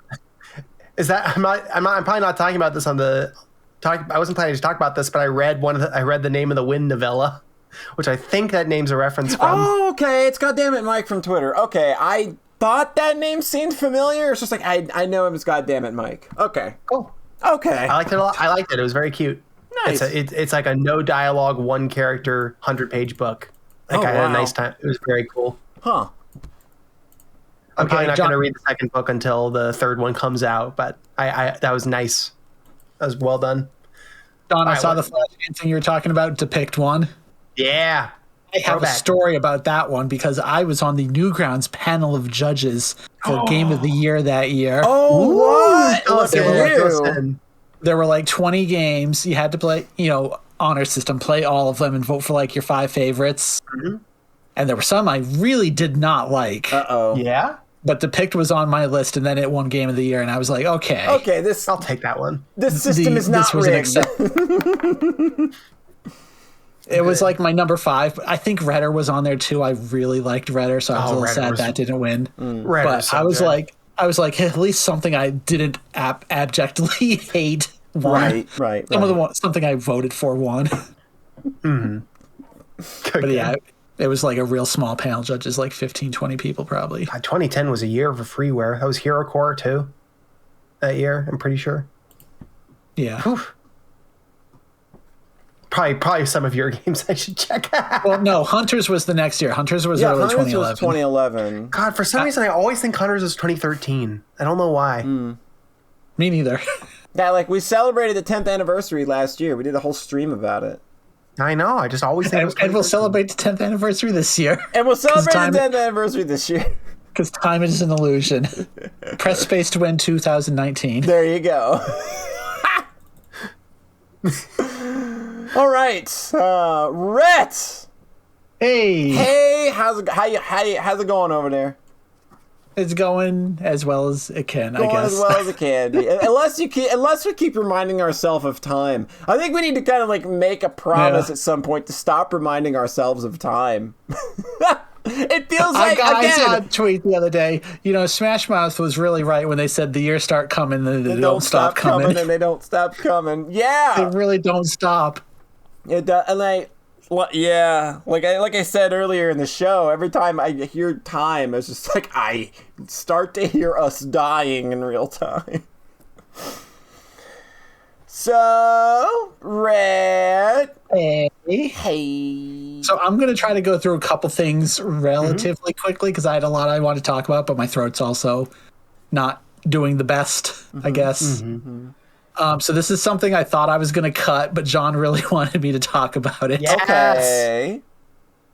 So this was another kind of revisit via a sequel thing. I watched Yuki Yuna is a Hero Season 3.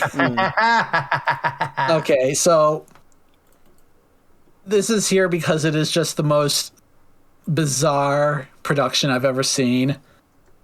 So I've been trying to go over this in my head for like how to explain this. So for the purpose, so Yuki Yuna Season 1 was the thing I thought, oh, they kind of made Monica, but they didn't go so nuts with it by the end, like that sequels were largely impossible. And they sought to franchise it a bit because they immediately were like, hey, and here's like 4 spin-off light novels about other characters, like the Yuki Yuna multi-universe. Season 2 of the anime adapts one of those novels and is a sequel. So, for the purposes of this conversation, when I say season 2, I mean the sequel stuff. So, and I watched that, I think, last year. I don't remember. Last year could also mean 2020 at this point. I truly don't remember. And like that one had aired a while ago, but again, it was a thing where, Symphogear friends made me realize, hey, they made a season 2 of Yuki Yuna. Right. And then I actually really liked season 2. But so I revisited that a couple weeks ago for the season 3 viewing.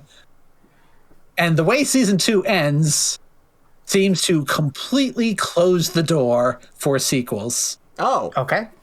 So when they announced season 3, everyone was like, huh? What are you doing? What are you doing? What are you people doing? Because season 2, they do the thing. They close that door. They're not magical girls by the end. They win, you know? The story is done. Completely done. Gotcha. So it's like, okay, either they're going to do... So basically, I rewatched that and I have a good time with season 2. Season 3 is just... Wow, this really, really didn't need to be a thing, huh? Because it starts with an episode of the main characters set between the 2 seasons. It's kind of a slice of life. Fun episode in between seasons 1 and 2. Fine. Then one of the characters goes to visit like the government that exists in that universe, the Taisha, and is told a story about some other characters. And then that goes on for like 3.5 episodes. So what they're doing is adapting one of the other spin-off light novels and doing it like in universe. Right. So it's a character being told about these like the B team. Here's what these other characters are doing while you guys are just, doing your season 1 and 2 adventures. But the problem is that original light novel took place over the entirety of season 2. So in the anime adaptation, it kind of gets to a mild climax and then just ends because their story hasn't happened yet because we're only in between seasons 1 and 2 right now. Yeah. So then they like montage a bunch of the stuff that happens in season 2 to be like, okay, now it's a New Year's party. And like season 2 is very specific about when things are happening because one of the characters has a diary. So I'm like, January 13th and 16th are like when things really popped off. We're at New Year's right now. And then the main characters, they have a book and they read a story about a different group of characters. What? And that is also an adaptation of one of the light novels. Oh, jeez. So this one, they're reading a story about the original heroes from 100 years ago. And I follow a lot of Symphogear fans who also like Yuki Yuna, and this specific light novel is the one I've always heard is the best part of the franchise. So, and I had known going in that season 3 was going to have an adaptation of that. So I was excited. And it starts in a pretty buck wild way where it is like, so it's a flashback arc and it's like a news conference being like, here are our 5 new heroes. These 5 young middle school girls are going to protect our city from the blah, blah, blah. And then it smash cuts to 2 of them dead on the ground. And the other 3 are freaking out. Good. So it's a pretty They're nailing it already. Immediately throws you into the action intro. Right. Very, it makes an impression for sure. Mm-hmm. What I would later find out on my anime list is that is not how the novel went. Oh. The anime, for the sake of time, just cut the first half of the story out. Oh, okay. And I thought maybe that's fine. Maybe it's fine to just get to the juicy bits here. Mm-hmm. But what I found watching it is that for the remaining characters that survive, the other 3, it's not as fun having them break if you have no idea who they were beforehand. It doesn't really work if you don't have that build-up. Yeah. That's a very delightful way of phrasing that, Rhett. But I mean, one of them goes yandere so immediately, but you literally don't see her before the fall. That's the problem. So it's like you only have this one negative view of her where she's not a character before she freaks out, you know? So it just kind of feels like it's going through the motions of having this big tragic emotional arc without any of the setup or to make that without rewarding. actually earning it. Yeah. Because they're doing, a light novel and again 3.5 episodes. Yeah. Which is just not enough time, and they do that by literally skipping the first half of the story. Weird. So main cast finishes reading that story and goes, wow, what a tragedy, yada, yada, yada. And then it yada, yada, yadas through the remaining stuff of season 2 up to the last episode. And then the last couple episodes of season 3 are just, we're going to do a remake of the final battle of season 2, except it's going to be 2 episodes now instead of 1. And remember that B team I mentioned earlier? It's going to have a bunch of new insert scenes with them. But because it doesn't replace the original, because you have none of that build up from seeing the main cast, because they literally like montage through all their scenes. Yeah. Mm-hmm. So it's just, okay, now we're just watching the final battle again. And there's some stuff I really like, the additions in there, with some of the new shots they added. But then there's like, oh, I don't like the music here. I don't like this music change here. Or like the stuff with the B team characters who, again, they're being positioned as like characters that were involved in the final battle that the main cast had no idea that they even existed. Mm-hmm. So it's like their contributions do not matter. Huh. So it's just so weird. The second episode of that, I honestly am not sure what they did to change it from how it originally was in season 2, other than make each shot linger for a few seconds longer to fill out time. That's what it feels like. They took a battle that was 1 episode and made it into 2, and then like people even figured out like, oh yeah, the first part was like 8 minutes turned into 24, and then the second one was just 20 minutes turned into 20. I don't know. It's like, it's just the same kind of episode. Then finally, at the end of all that, there is a 13th episode that is just true ending epilogue. So you finally get some new resolution with the original cast. Weird. So you could watch that episode by itself after season 2. And the extra funny part about it is why you can do that is because there's like maybe 30 seconds of the B team in it. Like those characters just did not add a whole lot. Oh, I feel like this seems like a thing in Japanese media sometimes, is this kind of in these like media properties where you get like the big story and then you get the sequel prequel thing and then you get all these sides and you get all these side stories. Everything's a big multimedia franchise. Yeah. Even outside that, like I just finished, like I wasn't going to talk about this, but I read the J.K. Haru sequel book, and it's a collection of short stories, and like it's just kind of interesting. And like the first book had like, and here are some side short stories we wrote, short stories we wrote in addition to that, and it made me think of like Danganronpa having all those extra like side things. Oh God! I remember trying to get through the Danganronpa stuff and realizing I do not care about a fucking thing outside the games. Yeah, like I'm not here for any of that stuff. Like I tried to read Zero and was just like, no.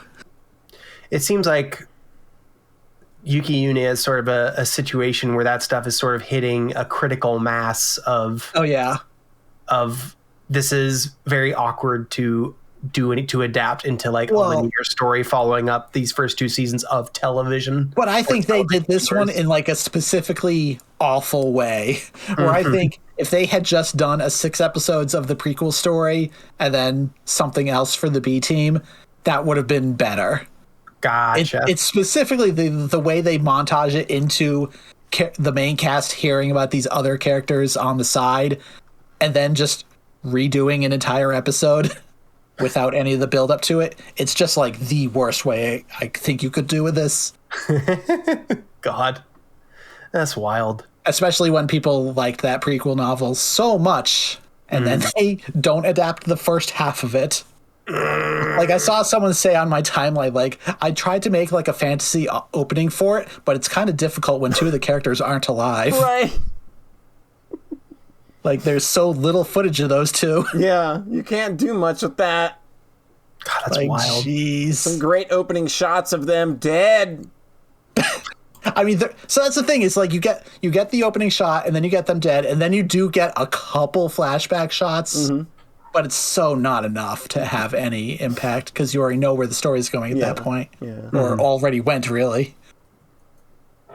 The funny thing about Yuki Una is that season 1 and one of the light novels, I believe, aired at concurrently, and there's some crazy like chapter 1 of the anime, chapter 1 of the light novel, chapter 2 of the anime, chapter 2 of the light novel viewing order, that having read both those, not read both those series, but like knowing both of those stories seems like it would hit the spoilers in just the right order, that I'm like, John, you got to try this. Just read it. I found that specific reading order that was like, watch this episode, then read this chapter, then watch this episode, then read this chapter, which is so fucking funny. Because the thing is that the first season of the anime totally spoils that light novel. Mm-hmm. Like, they just tell the characters what happened in the past in the story. So I think there's an order of events that will hit really well if you do it as published, basically. God, it's so fucking funny. So it's like, if they nail that a couple of years, and I think the B Team story that they adapted in season 3 was also published at the same time as season 2 was airing. So like, that's how it was originally intended to be viewed. But it God, you know what this makes me fucking think of? I was thinking what I was Kingdom Hearts. Oh, for sure. I think Kingdom Hearts is like the king of bullshit side material. Here's all this bullshit side material we're going to work in, like, apparently, Polly, it looks like you're talking, but we're not hearing you. I'm not. Oh. No, that's just I got the mic open thing. Oh, okay. So the mic sensitivity is set to always be loud, so I don't cut in and out for you guys. Okay. I figured that wasn't a problem. I just know I've had that happen to me. It's always very demoralizing. So with like Kingdom Hearts, it's like, oh, here we released Kingdom Hearts 2, and then we wrote some side novels, and then we adapted side novel material into Final Mix, and then we made an epilogue game that goes back and fills in more blanks in Kingdom Hearts 2 Final Mix. And like, at no point does the thing become complete. It's like you're trying to mitigate these problems. So it can, when it's done badly, that's kind of how it feels. When it's done well, I think it's a really cool idea of just constantly like being willing to play around and explore more perspectives in this story. But then when it's done poorly, like with this adaptation, it seems like it can just feel. Well, again, I think season 3 on its own is a specifically bad way of doing it. Where it's like, I think season 1 with the first prequel light novel at the same time being published is cool. The second one apparently didn't hit as well because people were like the B Team story. People never really seemed to even like that one to begin with. God, but it's like there's an idea there at least. But I also think like, we're always going to be on the outside looking in when it comes to Japanese media, especially stuff being released on a weekly basis. Because, like, anime gets translated pretty fast these days. Light novel chapters do not. Like, no one knew what was happening in that light novel at the time the anime was coming out in, like, 2013 or whatever. Like, you wait years for those sometimes. Like, that one might have gotten the anime adaptation before anybody translated the novel. God, that's wild. So what was Okay, so my next quick thing is I watched A Certain Scientific Railgun Season 3. Mm-hmm. Yes, speaking which of is a spin-off convoluted universes. Maybe the biggest one. The wiki entry for fucking Index and then Railgun is just I can't. Like, I wanted so bad to be into Index and Railgun back in the day, and then the more it started ballooning and becoming this too big of a thing to keep track of, I was just like, fuck it, this is Marvel movies to me. I don't care anymore. The fact that those early seasons were like over 10 years ago now, and it just seems to keep on trucking. Yeah. Where My Hero Academia sounds like it's wrapping up, which is crazy. Like, I think the author is kind of bored of that one. So like that seemed poised to be the next. This is never going to end, and now it actually is ending. Yeah. Where Index is just kind of, it's not the biggest in the world, but it's big enough. Keeps going. Yeah. So I'm back and looking at the list of light novels. It's staggering. I read the first light novel like a month ago, and it was, hey, guess what? It's fucking great. That's like the first 4 episodes of season 1, though. Yeah. I believe it. It's fucking good. It's good shit. But it's like that's good such a shit. It's not even a major part of season 1. It's just like the scratch of the surface. Oh yeah. It's the first volume of the first light novel series, which is 22 volumes, and then there's a second light novel series, and that does not scratch Railgun. Well, Railgun's a manga, so I think that takes longer to tell the same kind of length story because it's got all them pictures in there. But anyways, so I always preferred the Index anime to the Railgun anime. Yep. And then they took like a 9-year break, and I kind of done. And then they came out with Index Season 3 a couple years ago. Oh, man. Yeah, this sounded like this stunk up the joint. And people did not like that one. So I have not watched that. It has a pretty damning score on my anime list. And people are saying, like, they try to adapt, like, 9 novels in a single season. Which is just a bite too far, apparently. Like, too much to bite to chew off. Yeah, that's way too much. Yeah. So the pacing is just nightmarish if you're anime only. Like if you've read those stories, you'll probably know where they are. Mm-hmm. If you're just watching the anime, you're going to be confused as fuck. Because like I can't imagine the amount of detail getting cut to cram that all in. So there's the original light novel, 22 volumes, A Certain Magical Index New Testament, 23 volumes. That concluded in 2019, last year. And then a new one started in 2019 that's Certain Magical Index Genesis Testament, and it is ongoing. Oh my god. I can't even imagine. I have no idea where the anime is at. They could still be on I think they're finishing I think the 3 seasons of the anime finished the first run. God, that's probably why they tried to rush out 9 in the 3rd season, is to finish that specific arc. Yeah. Mm-hmm. Ugh. So I haven't watched Index Season 3. Like, the reviews were just too much. And I was kind of at the point of, like, it's been so long since it's Season 2. I could probably just rewatch Season 2 and have a better time because I don't remember shit from it. But I had kind of felt like I was just done with that series just based on the time lapse, like the time that passed. Because then they did a spin-off of the character Accelerator, and people seem to like that adaptation a little bit better. Can I bring things down for a second? Something just hit me on my Twitter feed out of nowhere, and it kind of knocked me on my ass. I think I know what you're talking about. Rest in peace, Bob Saget. Yeah. Oh, fuck. Man. Yeah. God damn. Sorry, that just hit me, and I needed to say something. I needed to say something, or I was going to start fucking crying, but sorry about that. Yeah. Love, Polly. Yeah. Rest in peace, sir. Happy New Year. Happy fucking New Year. God damn. Anyway. Sorry. Yeah, yeah, it's tricky, Rhett. Tricky needle to thread there, tonally. No, go ahead. It's definitely important to say it. Okay, so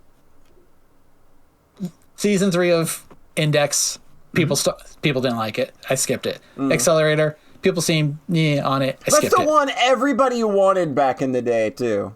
Oh, yeah, because John, you should probably at least read the next novel. Accelerator is just the most ridiculous fucking edge boy bullshit. He is so edge boy.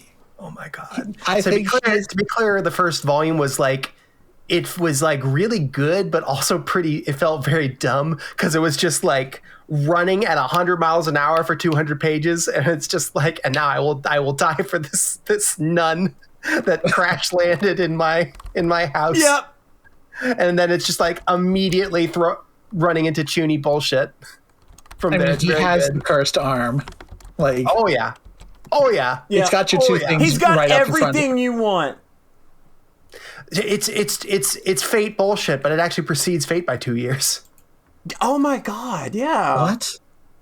What the fuck? I think so. Yeah, Magical Index. I read it and it was like, oh, this is like S tier Fate bullshit. And then I looked at the dates like, this precedes Fate. This is formative Chuny bullshit. Oh, this was the Chuny bullshit that defined Chuny bullshit for a generation. Oh my god. Was Magical Index. 2004. Unbelievable. Yep. Oh my god. Fucking great. Okay, so then they made Railgun Season 3. And I'm taking way too long on this one. I'm sorry. Railgun Season 3, and people really liked that one, and I didn't get to it immediately. And then I had mentioned I was doing I looked through my anime list just for very high-scoring shows and kind of made a list of things to keep in the pocket for when I'm looking for something to watch. And then that was the one that jumped out to me because I was like, hey, I know this series, and people seem to really like Season 3 of Railgun. And so I finally watched it, and yes, it's extremely good. Ooh. I was like, oh no, I'm back in. You're back in it. You're back in the game. Because God, the first 15 episodes are just this perfect shonen arc where it just it is with you're following a bunch of characters and they're all having their individual battles that all kind of connect to this one greater storyline. So you're just cutting between viewpoints, and it's just not a ton is happening per episode, but it's all just extremely cool. I can't really explain it. It made me so in love with anime in a way. It reminded me, and this is a weird comparison, of the good parts of FMA Brotherhood, which is another one where it's just enormous amounts of time building up these huge climaxes. That last arc in the city is again, it's an entire season. It's the last 13 episodes of just being hey, we're just going to fight this entire time now. So it's it may not be a great story, but it is a great explosive battle. I think being a little more invested in the characters in Railgun made it hit even harder for me. That's awesome.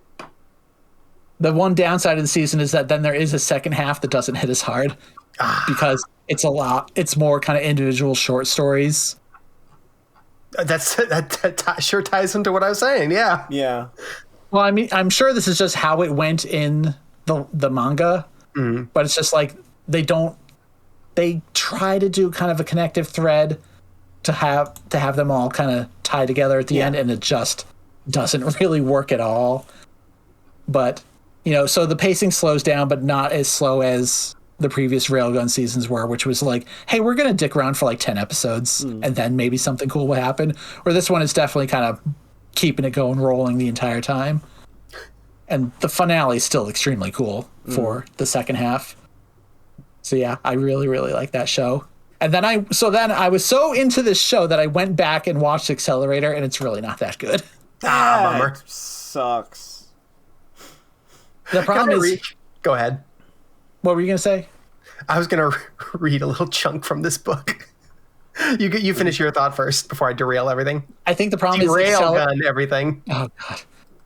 Accelerator himself isn't very compelling as a protagonist because he's just too fucking strong. Yeah. And I don't think they do a good job animating his powers compared to how I remember season 1 of the anime doing it. Where it's just he just kind of looks at things and they die. He's really too strong to be animated as a compelling protagonist. So that's sort of the conflict a lot of Chuny stuff runs into is it's the core appeal for a lot of people is just extremely overpowered abilities in their pro tags. But then the thing that actually makes it interesting and lasting is when you put them in meaningful danger and there are stakes. And those two can kind of conflict. So, well, that's the thing is he's a villain in Index. He is the number one ranked or the number one level 5, and Toma has to fight him. That's why he's interesting to begin with. But then when he becomes the protagonist, it's like, well, he just looks at things and wins, you know? So what they do is they kind of make him not the focus of the story. There's a new character introduced, and he kind of tags along with this girl and as she goes through her story, but it's still not particularly great as a season. And the animation is such a downgrade from Railgun Season 3, where it almost, because this, of all the anime, this is the only one done by like a different studio. And I almost feel like JC Staff came in halfway and we're like, what the fuck? We got to fucking write this ship. Because the second half is like markedly better for some reason. But at the start, it's like, it feels like one of those like anti-OVAs almost. Where it's just, the animation's just truly rough, stilted. And especially coming straight off of Railgun was just like, oh no. It's really rough when the light novel adaptation feels like a light novel adaptation in that really rough way. Yeah. When there's like lots of conversations adapted verbatim, like long conversations, like two people in a room. It's also rough. Yeah. This one is more like action is happening, but we don't have the budget for it. So here's some speed lines. Part of why I wanted to watch this one is that there are characters in Railgun Season 3 in this, and they mention the events of this briefly, but their powers and abilities are done so much better in Railgun, where I kind of just liked them less after seeing Accelerator. Because it's like, sucks. It's 4 versus 1, but we're all just kind of gonna do our one thing against Accelerator and then lose, instead of like having a real fun dynamic battle where like multiples, they're all fighting Misaka at once, and weird, interesting power combinations. They don't do that at all. It's just very stilted, kind of dry action. Yeah. So because of that, I'm definitely skipping out on Index Season 3. If that one is liked even less than this, I was like, okay, where's the line? It seems like Railgun Season 3 was what you for sure. Yeah, that was fantastic. But apparently that one has roughly caught up to the manga, so I don't know if they're going to do another one for a long time. But apparently they're going to keep making it. Can I read this little excerpt here? Sure. It wasn't just a ball of fire. Inside those brightly blazing flames was a core of thick petroleum-like bile. The core had the shape of a man. It looked like a human being covered in suffocating black oil. Like a bird fallen victim to an oil spill, it burned incessantly. Its name was Innocentius, the Witch Hunter King, and its very name implied certain death. The flaming giant with inevitable death's moniker spread its arms and charged at Toma Kamijo like a bullet. Paragraph break. Out of the way. Boom. Delivering a simple backhand with all the annoyance of brushing through a spider web, Toma Kamijo swatted away the sorcerer's final trump card. The oil-drenched human figure of the flaming giant sprayed out in all directions like a water balloon pierced by a needle.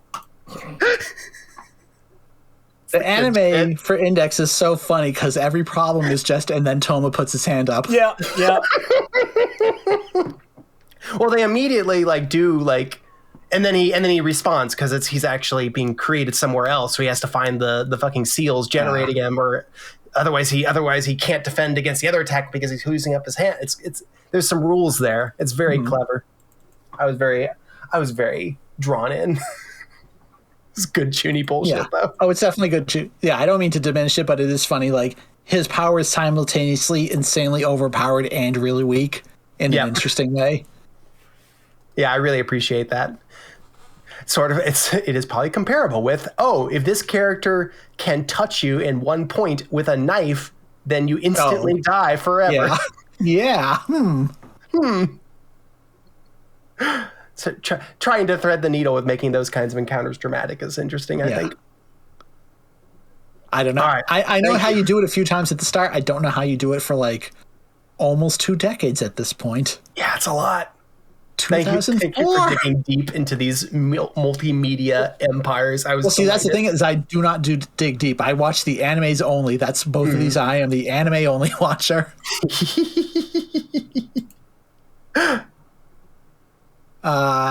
Polly. You been up to anything else? I might have been. You might have been. Oh, playing coy here. I don't know why I'm playing coy. I don't know why I decided to go that route with it. It was just kind of like, I don't know. Let's be coy.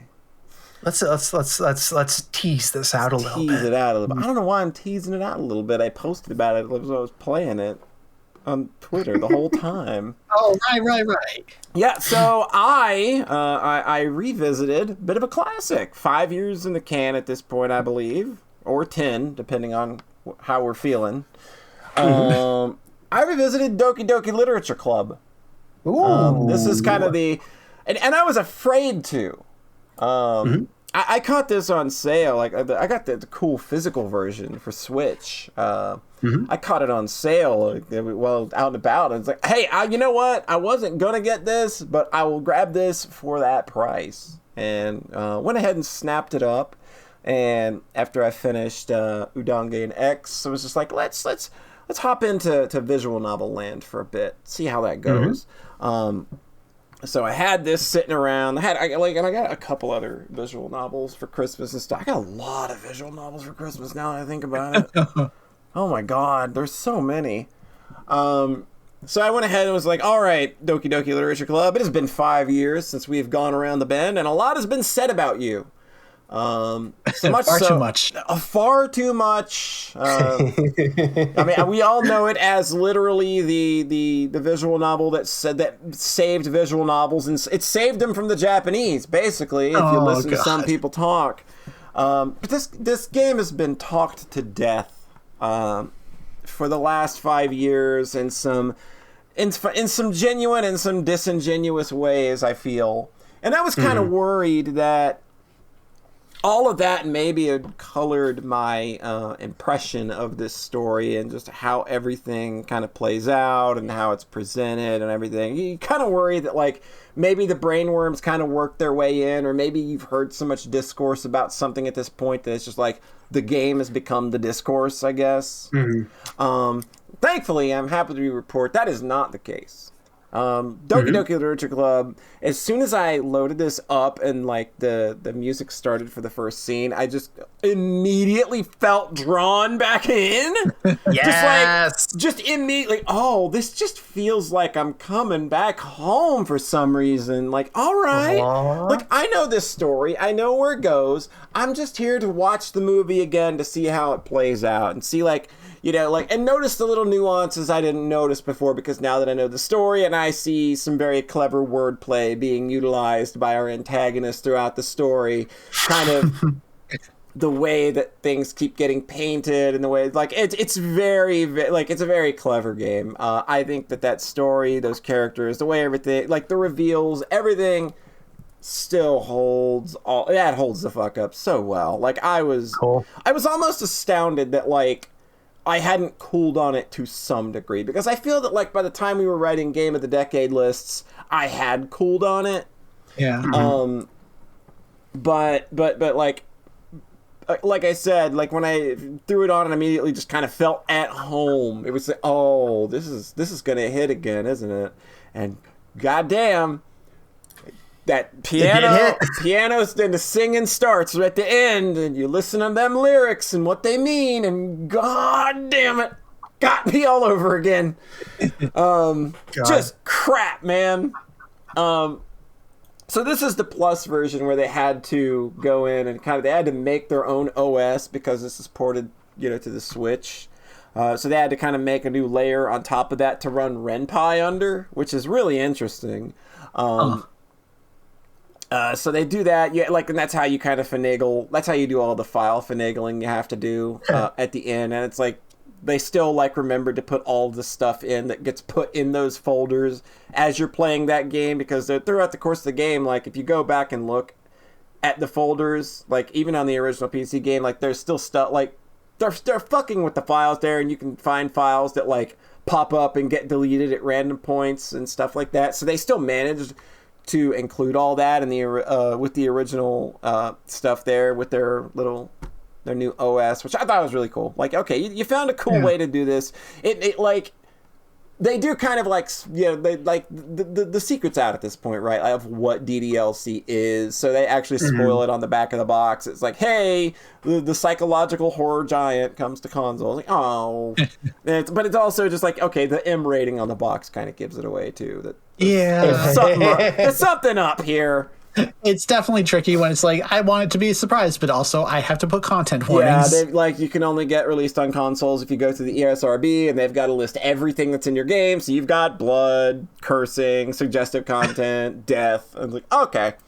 But yeah, like just from start to finish, I still really enjoyed that original story again. Like I said, the song completely just fucking wrecked me again. It was like, okay, yeah, this got the praise that it deserves, and it's all deserved, I think. Cool. Yeah, like that held up. But the cool thing, though, with DDLC Plus is that it comes with a bunch of cool side story content. And the side story content takes place in an alternate universe. It does not have the male protagonist.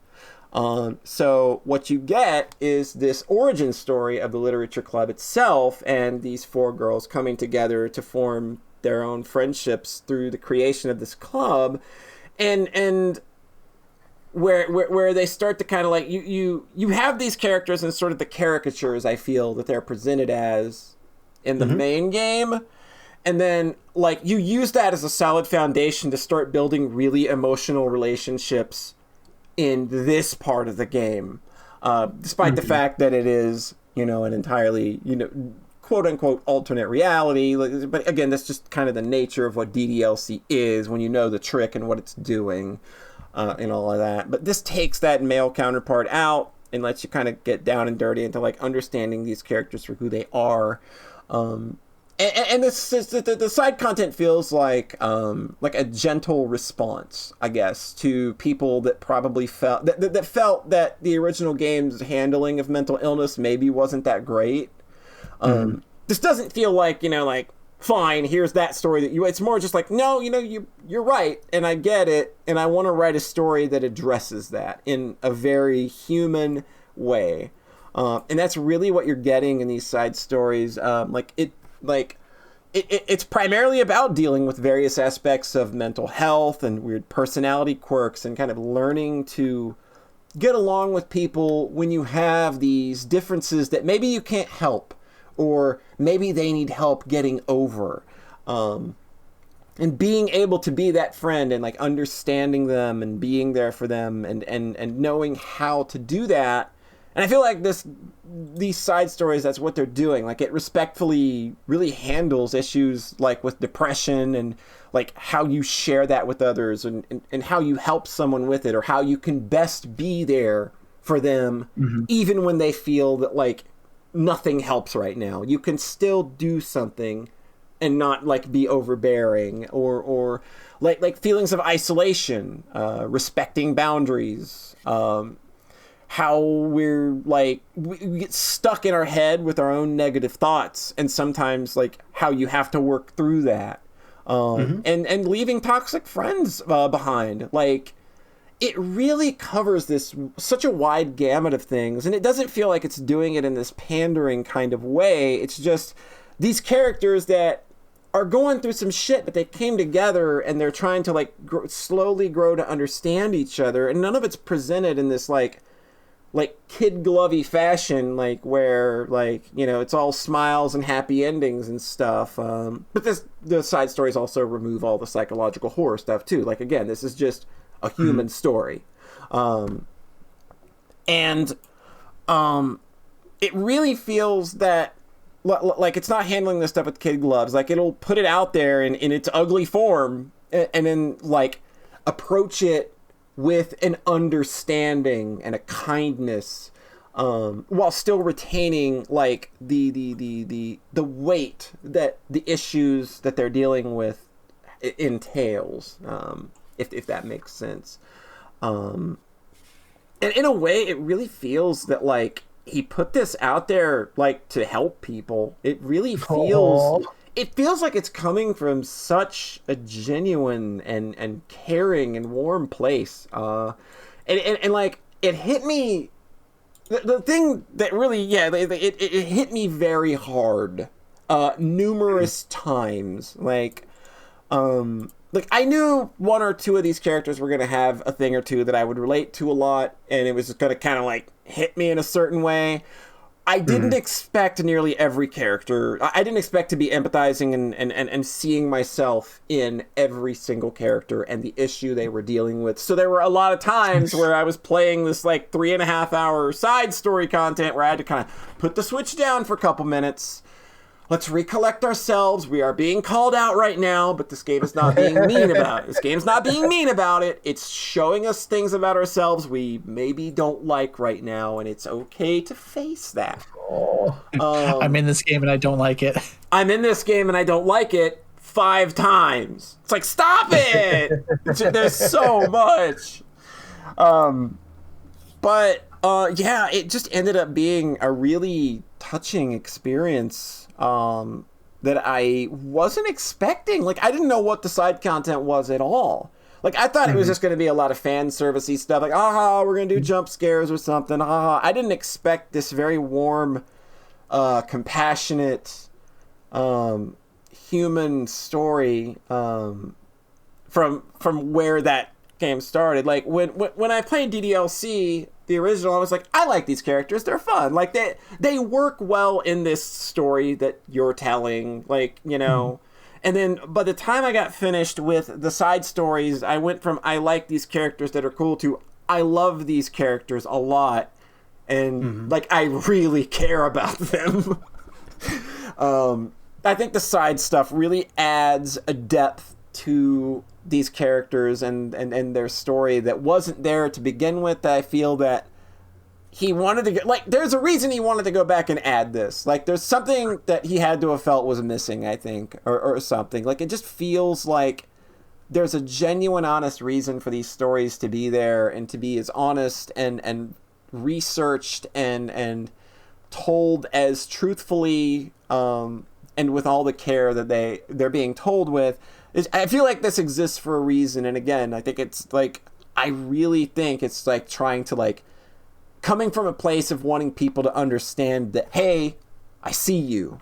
And I think that that's a really, really cool thing to have pulled from a story that I know a lot of people see as kind of ugly and manipulative and gross, to also have this side to it where it's like, yeah, it's like, these are people, and you know people like this, and maybe, you know, maybe learn a little bit about these kinds of things. It's, you know, it's nothing that's hard to implement. It's all very just simple things, and yeah, like, it caught me off guard. Not the game that I thought I'd be returning to, and then, like, coming away from having an even higher opinion of. Just an amazing piece of work. That's so fucking cool, Polly. Yeah, and then I went and read the Yandere visual novel afterward. Had too much wholesomeness. I needed to throw myself in the dumpster. Yes. That's wonderful, Polly. Yeah, I think DDLC Plus, if you like that original story in any way, like, and these characters kind of, like, were anything, like, cool or interesting for you, you need to check this out, like, because, like, when it's put into this, like, new context and you get to know these characters in the way that you get to, man, it's just so much. It's a lot. And you come away from it, like, not feeling sad or anything. It's not that. It's just when you see yourself, you know, reflected in a piece of media, and then you see, like, that's being reacted to with, like, care and understanding and a want to connect. I think that's, like, the best thing that a piece of media can do. And I'm really happy that these side stories kind of exist now to give you that extra dimension to kind of go into after you've had, you know, that main course, which is still so very potent. And that's what's going to pull people in as absolutely, well. Like, yeah. like both the Yandere stuff and the meta stuff. That's the horror stuff. That's all gonna pull people in, and then make them hopefully more receptive to a story like this. Yeah, like I think that's cool. I think that's legit. It feels like a tale of two games in a way. Like, it feels like either one of these could have been released as Doki Doki Literature Club. Like, it just feels like you could have just released this really sweet story and just called it Doki Doki Literature Club because it's still about the Literature Club, you know? Like, you know, it's such a really cool thing. I'm glad that this exists. I'm happy that, like, rather than it just being kind of like bad fan servicey side stuff or, you know, just things like that. Like, memes. Yeah, memes. Like, I really expected this stuff to just lean into all of that. That's what I thought, because I didn't look any of this shit up. I like going into everything as blind as I can be. So when I went into the side stories after, I was like, all right, here come the funny memes. And then, like, I'm halfway through the first side story and I have to put the controller down because they one fucking line of dialogue that wasn't even dialogue. It was just something scrawled on the screen. I was like, fuck, okay, I gotta put this down for a sec.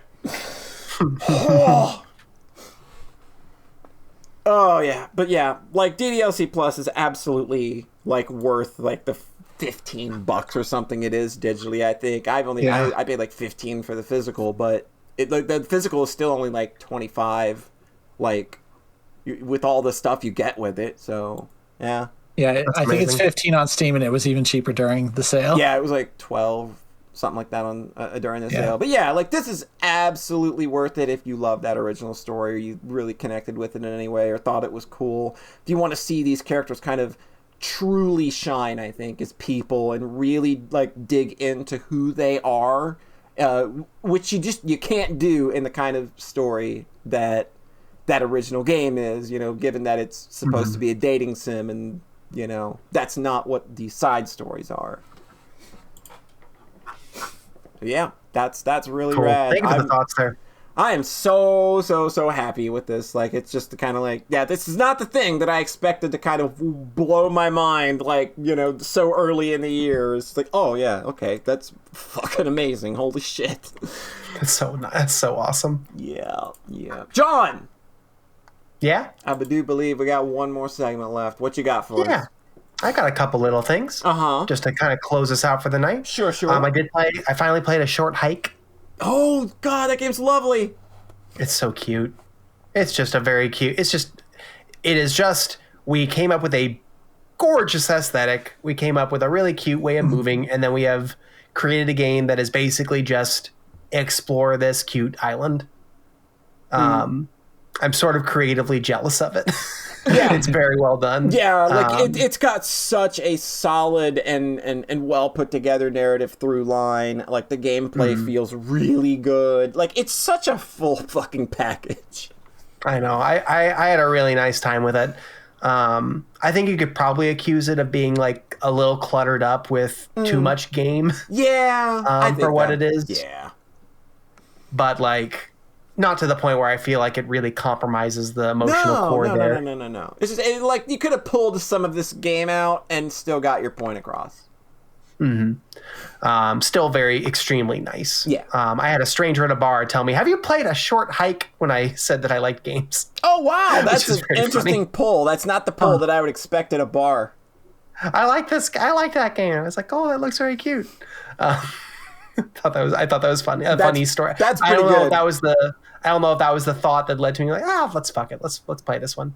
But it was just 2 hours. I explored as much as I wanted to, which was pretty thoughtfully. It's a pretty beefy little island. And then I finished it up, and I felt really nice about it. Just, it's a nice little thing. If you got that bundle last year, for Racial Injustice, you have that game in your library. So if you pick that up, go play it. It's really good. Yeah. I think this was a homework game. I think this was a game that became very big on like indie game Twitter. Yeah. Where I was kind of starting to look at it with a little bit of resentment. Like, everybody's saying I'm supposed to play this game. Yeah. Well, guess what? I'm not going to. I don't blame you. So then I played it, and I was like, oh no, this is actually lovely. I had a good time. And then very last one I want to talk about, close out the podcast for the night. I played Super Crush KO. Hey! I think Polly likes that. That's a video game right there. That's just a beat 'em up that feels fucking great. Mm-hmm. I'm so glad that I've like grokked the Devil May Cry system. Like, it makes visceral sense to me now. Like, I feel like that opens me up to a lot of cool experiences. It makes the most sense to me when it's in a 2D game, because 2D games are easier to understand. They're better than 3D games. 2D games are better than 3D games, so this is better. This is Super Crush KO is like 2D platformer Devil May Cry. Yeah, like it's just like pastel, gentle, cute Devil May Cry. Yeah. It's so fucking cute. I did what I know what Polly did. I S-ranked all the stages. I had fun doing it. Yeah! I got all the achievements. It's just a fun little package. It's delightful. Like, it just feels really good. It just feels really good, and it's fleshed out enough that it doesn't fall into like any rote patterns. I could see wanting to go for the S plus rank. Did you ever get all the S plus ranks? No. There's not even. I don't even think there's a reward for doing that. I don't think. No, it's not an achievement, which I thought was gentle. It's like, yeah. Getting the S ranks is pretty easy. Yeah, it's pretty non-stressful. This feels like a game that like gently inviting people into this world of of style action. So I liked it a lot. It's a very small story. Like, it doesn't go in for anything big at the end or anything. No. Like, you're just here. It's also not too many levels. I was like, I could easily imagine like a mobile game version of this that has like 60 levels. Oh yeah, this is just like what? This is just like it's 20 levels. 20 levels, like, and like some boss fights, and like that's including the boss fights. Yeah, like it is snappy. It is real snug. It's a snug 3 hours. Like, I am very happy to have played this little thing. It got me playing beat 'em ups too. I played a couple of the Power Rangers games because I was just like, oh yeah, I like 2D beat 'em ups that are like kind of platformery. Like, I like this language. There's not a lot of them. No, but they're cool. I mean, you're speedrunning one of them. I'm speedrunning the best one, of course. You're speedrunning the best one, of course, and the most snappy, the best scrolling. Oh yeah, like just like it's got the best performance probably of any of these games. If you want to play the bad dudes of a new generation, well, Super Crush KO can't be that, but it's a lot closer than what. Like they could have called Super Crush KO Bad Dudes 2, and I wouldn't have been mad. Yeah. So that was it. Oh shit! You didn't talk about it, John. I was waiting for you. Oh my god! I played Transaruby. Yes, you did. Jeez. God, that's funny. I was waiting for you to talk about it because you're the one that played it first. Oh my god, I was waiting for you to talk about it. That's very funny. No, you talk about it. No, you talk about it. I like this game a lot. Transaruby is rad as fuck. I did a man, okay, let me explain to you how I came across this game and why I think it's funny that I like this game so much.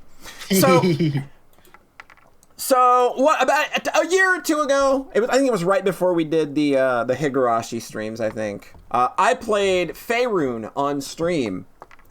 Fucking got real mad about it. That game kind of made me mad because it was like, I hate all these hidden walls. It's stupid. It's dumb. Get out of here, fantasy walls. You're dumb. And I wasn't patient with it. I wasn't trying to like look at the world in the way that developers wanted me to. That's well, to be fair, you're in good company because that's one of the games I championed very hard. And out of like the 10 or so friends that played it, pretty much all of them were like, meh. The shmup level is really annoying. Why is it the shmup level that's bad? It's not the shmup level that's bad. It's the literal walls with no telegraphing.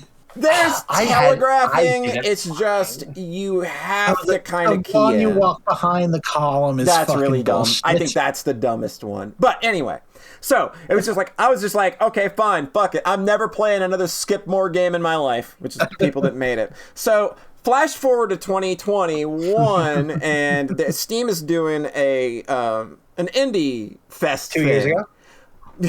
5 years ago, and I watch it, like, they have an animated banner at the top. Like, they're not giving you game names or anything, but I just see this half a second shot of a girl that is turned into a motorcycle riding across the fucking water. And it took me a half a fucking hour to find out what this goddamn game was. I had to sit there and poke through every single game on that list to find Transaruby. And so you could have asked me because I've been following this game's development since like 2017. I never, like, I could have just posted that image on Twitter and been like, what is this? But I didn't. But anyway, so I find out it's Transaruby. I go look, there's a free demo. I just download the demo. I don't look at anything else. I go to load it up. I load the demo up, and the first logo I see is Skipmore, and I shit my fucking pants. Like, well, here we go. Gonna hate this. Let's stream it. So I ended up taking that demo, and I streamed. I think I streamed Epiphany City, and then after that we moved over to the Transaruby demo, which I fully expected to rage quit. So it was just like, fuck it, this game's gonna wreck me with fantasy walls and everything. But I played it and was absolutely delighted at the demo, which shocked the hell out of me because, like, yes, it still had things like fantasy walls, but I was looking for them. I was like, okay, what is gonna cue me in? I was watching with a fucking hawk eye the whole time, so I could be like, what's the language? That one was telegraphed. Yeah. That was telegraphed. Like really cluing in, so I could be like, no. Yeah, I absolutely was. I was gonna be fair with that as well. Like, if I had fallen off, I would have fully admitted, no, like, I'm an idiot. I just didn't see it. But I played that demo, and that demo is beefy. That demo is like an hour long.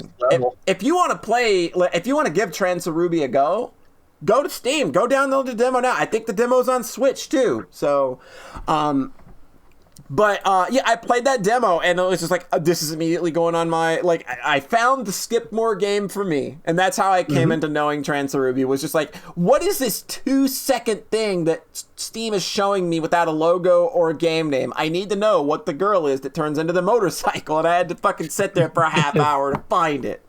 And then loading it up the first time, and the first fucking thing I see is Skipmore. God, that's funny. I did it. I found the Holy Grail. Oh no!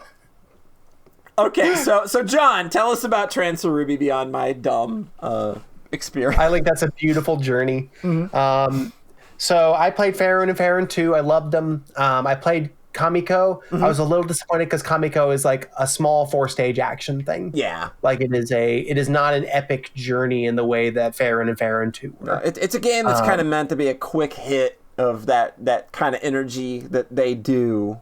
And you out. And I love what extra fun is when the fucking Hyper Light Drifter dev posted a link to Kamiko and was like, this really seems like it's ripping off my style or something. Get out of here, dude. Get the entire fuck out of here. Oh my god, that made me so mad. Oh, Tom said I liked Faerun. Thank you. So I was excited for this. Their other thing they've been working on is Picontier, which is just, it looks really pretty. It's a fucking Stardew Valley Minecraft thing. It's nothing I will ever play, unfortunately. I'm like, sorry, dog, I can't play those games. No. I don't care. Yeah. But Transaruby, what is it? That Transaruby. I saw clips and I was like, okay, so they're doing a Harvest Moon thing, and then they're doing a Metroidvania that looks a lot like Faerun, like structurally. If it looks, and I was like, oh, I'm very excited for that. I'm really excited to play that when it comes out. And then it took like 5 years. Yeah, this game was under production quite a while. It feels it. It's gorgeous. This is a good time as any to say it. Get that FM Synth DLC. Get the FM Synth DLC. That's what you need. This game calls for it. It's extremely good. Yeah. It has the extra oomph, I think, that the game really benefits from. And then it's also fun just while you're exploring to like swap back and forth between the soundtracks. I don't mind the original OST, But while I was playing it, I was like, I'm not. Nope. We're staying on FM, baby. Give me that. It sounds I stay so on good. FM most of the time, but then when you spend a lot of time.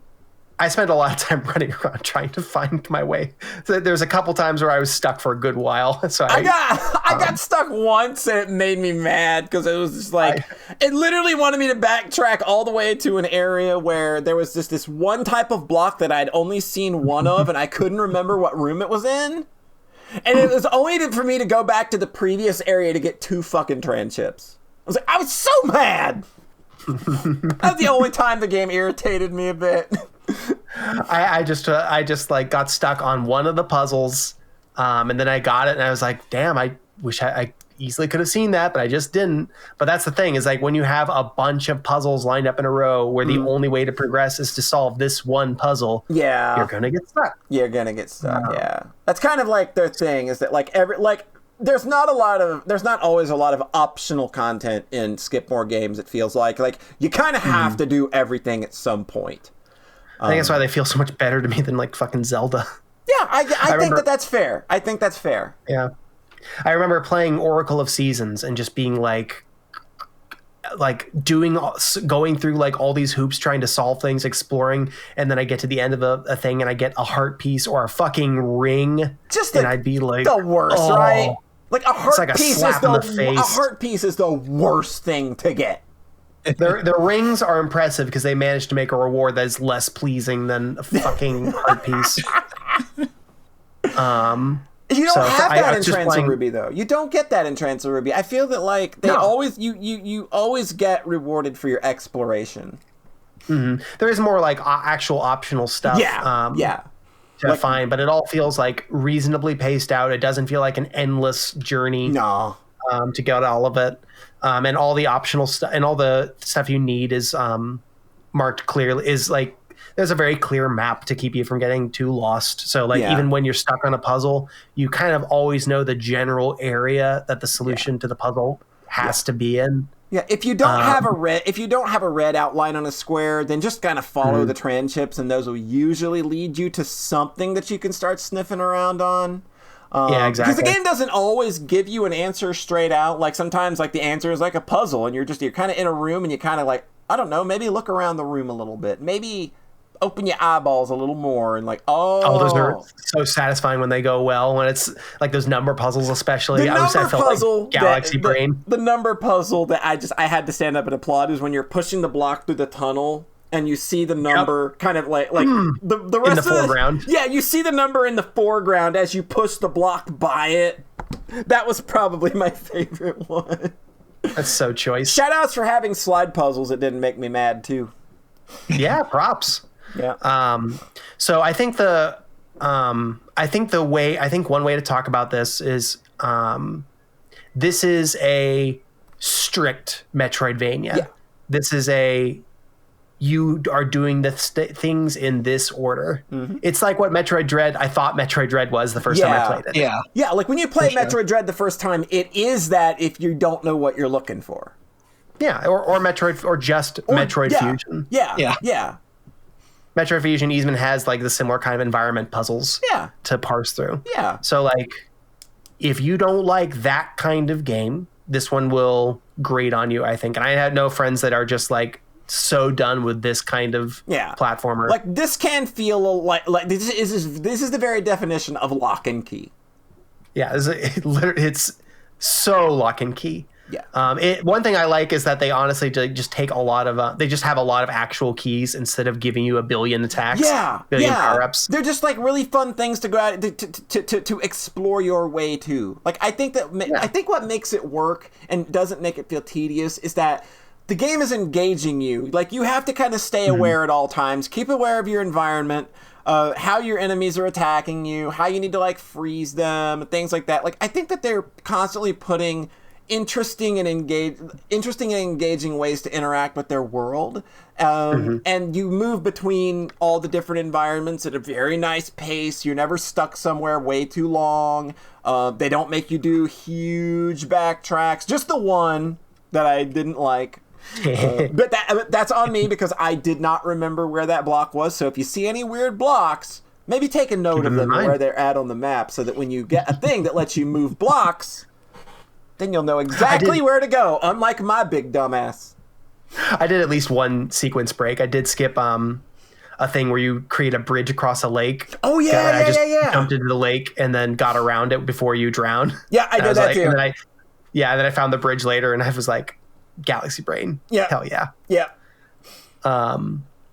So I think, honestly, I think that exact pacing is what I liked so much about Faerun, is that you're just incentivized. The goal of the language is pay attention to everything and keep your eyes peeled and poke around, and you'll be rewarded for it. Mm-hmm. And that's the whole game. There's not a ton of optional bullshit. It's just like, keep your eyes peeled. Yeah. And that's engaging to me. I feel rewarded, like when the number puzzle stuff, with the environmental puzzle stuff. Mm-hmm, mm-hmm.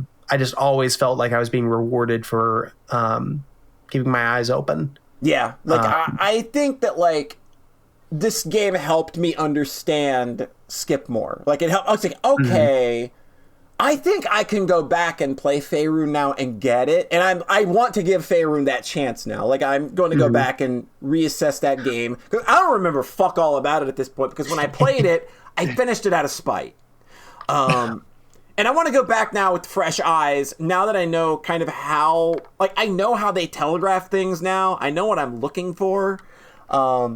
Maybe not like exactly in what Faerun's terminology is going to be, but I know kind of the general idea of how they like to kind of hide things or play with your expectations now, because I've so thoroughly kind of explored what this game does.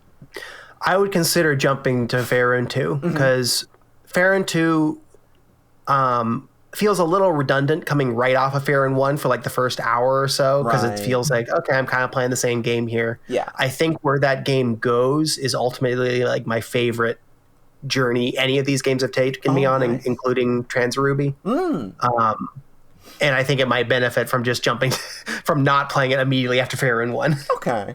What do you think of the writing in Transruby? Because I was like, it's a tone that is not, it's not deadpan, but it's not like knee slapper funny. Like Sarubi's like personality is like very interesting to me, and how she's written.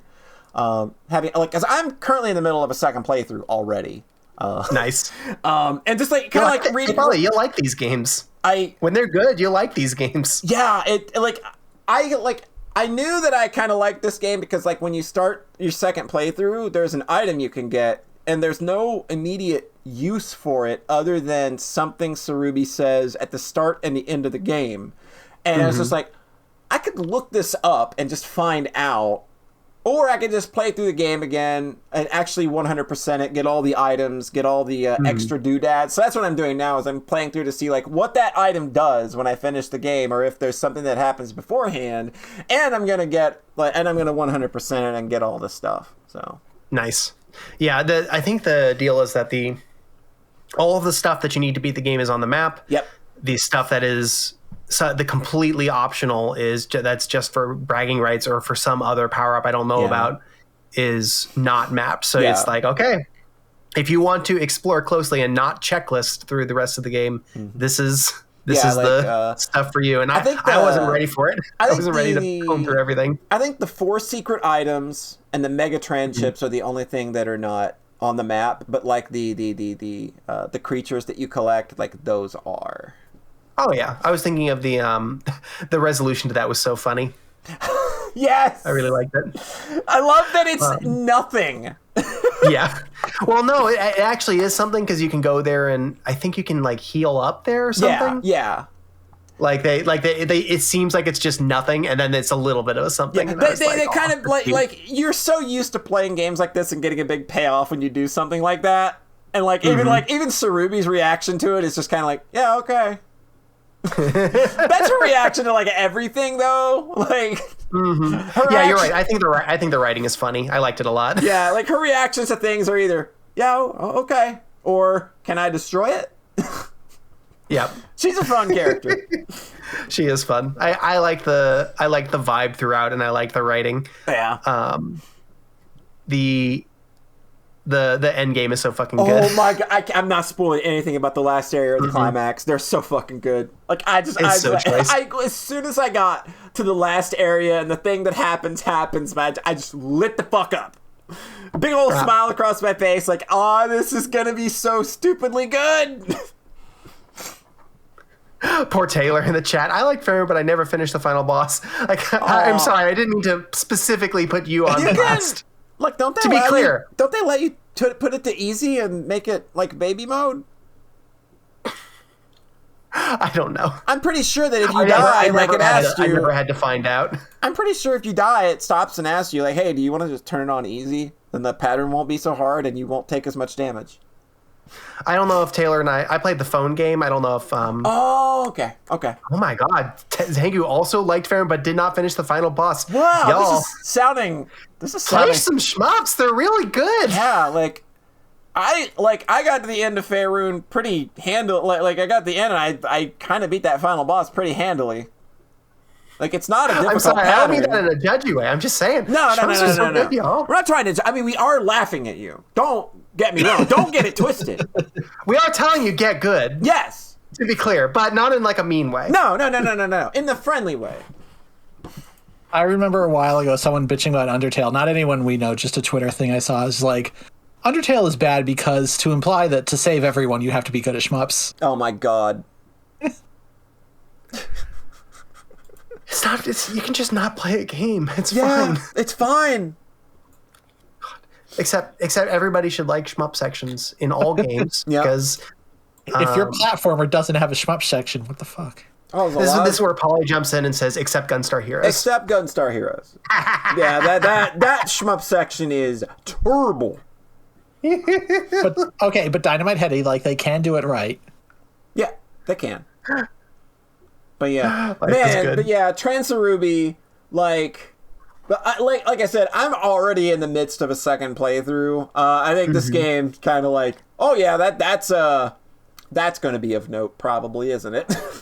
Oh, and the big thing that it has over Faerun is just that it has like just snappy, fun sword fighting. It just feels nice. Yeah, I think it's pretty easy. It's pretty easy throughout. Like, I don't think it ever gets that demanding. It's not mechanically dense. It's not mechanically difficult. Like, the boss fights are fun. They're not like nothing in this game is gonna you're going to rarely die from getting your health taken away. Okay, it's not Metroid Dread combat. Yeah, it's not Metroid Dread. But this game is it's more challenging in like, hey, look at your environment. Like what can you do in your environment? Like what is it telling you and where about where you need to go right now? And I think that was really fun. It's something that I got because you have to collect tranships in packs of 50 to unlock the gates, right? And there's always exactly only 50 to get. So I was worried that I was going to hit those situations where like there's one left and I don't know how to get it. I never ran into that once. Yeah, same. And that's something I ran into with for the Frog the Bell Tolls, where I missed a power upgrade at some point. I don't know where, and I could not progress at all. And that just kind of made me mad. The Frog the Bell Tolls one was brutal because that game is just like you collect combat power-ups throughout the game, and it's purely like lock and key, collect this number of power-ups in order to beat the bosses and then progress. And you just got to a certain point where you missed one, and then you were stuck, and that sucks. Yeah, I was worried that that's what was going to happen with tranships in Transaruby, but they actually do a really good job of leading you around rather than being an obstacle. So yeah, I was really happy that wasn't a case where at any point where I was like, I need one tranship and I don't know where it's at, because they're all marked on your map. So yeah, but I was just always worried about I don't know how to get into that square that they want me to get into, but I never ran into that at all. Like if you know how to use everything at your disposal and you know how to keep your eyes peeled and just study the environment a little, you'll find what you need. It's just absolutely. Well, I did run into that for a full hour, and I had to turn the game off and then start it back up the next day, and then spend another 20 minutes searching, and then I found the extremely obvious path forward. Oh no. It was right near where I knew it was going to be. You think that's going to be the thing that happens to me? Well, I was just like, I've had that again, I'm okay with that. And Skipmore is like the one dev that does that, and I just don't get mad because like I do it and then I progress in the game instead of I do it and I get a fucking piece of heart. Yeah. You still like even when you're rewarded with just progress through the game, that is way more than just a fucking heart piece. Yeah, there's just very little bullshit. Yeah, it's just that, and when it's just that, it's a lot easier for me to digest than when it's that cut with a bunch of other shit. Yeah, I think that's why I was able to remain patient with the game, despite the fact that like this is stuff that should probably grind on my nerves a little bit. But I just like no, like I was just delighted with this game, start to finish. Skipmore is like the one people that can do Zelda in a way that I'm not mad. Don't get mad at right now. Yeah, just Nintendo. Give Skipmore Zelda. Let's see what they can do.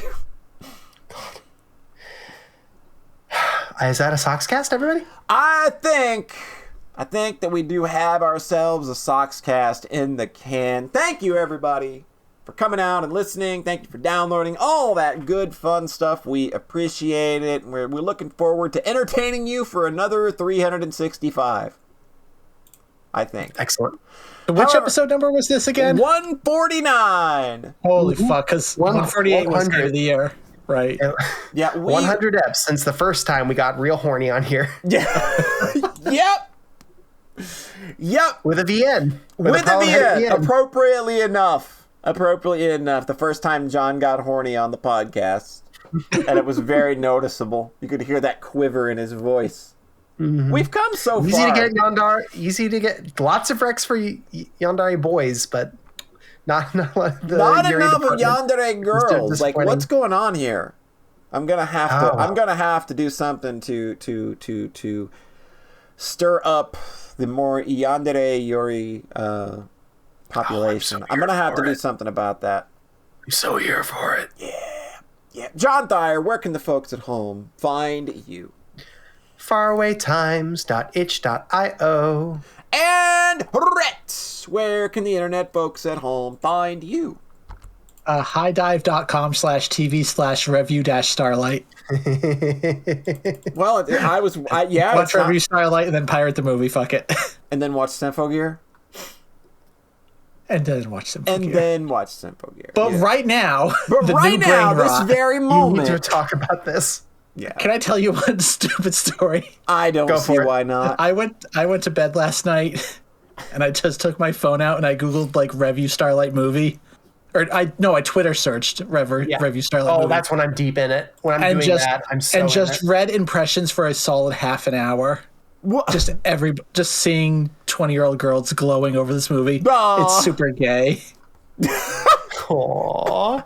I think there's definitely a noticeable age gap in the fandom here, where it's like, if you are 20 and female, here you go. I said to John, Review Starlight is Zoomer Utena. Utena, yeah. Yeah, that makes a lot of sense. Excellent. And you can find me at twitch.tv/polyhead, where I get up to various shenanigans. I stream a lot. I have a race in Bad Dudes coming up this Friday. I'm gonna be commentating a Contra Hardcore run. Ooh. Yeah, it's gonna be. I've never commentated before. Oh, jeez. It's gonna be a total. It's a good thing that I know that game very well. Yeah. So, that's where you can find me. So, from all of us out there to all of you, I want you to remember, we are the podcast that loves you. We are the only ones that love you. And I'm going to get y'all out of here. Our friend, a Fluffy Dog, is streaming. So go say hi to them. They're playing Jalopy. We're out of here, folks. Bye-bye.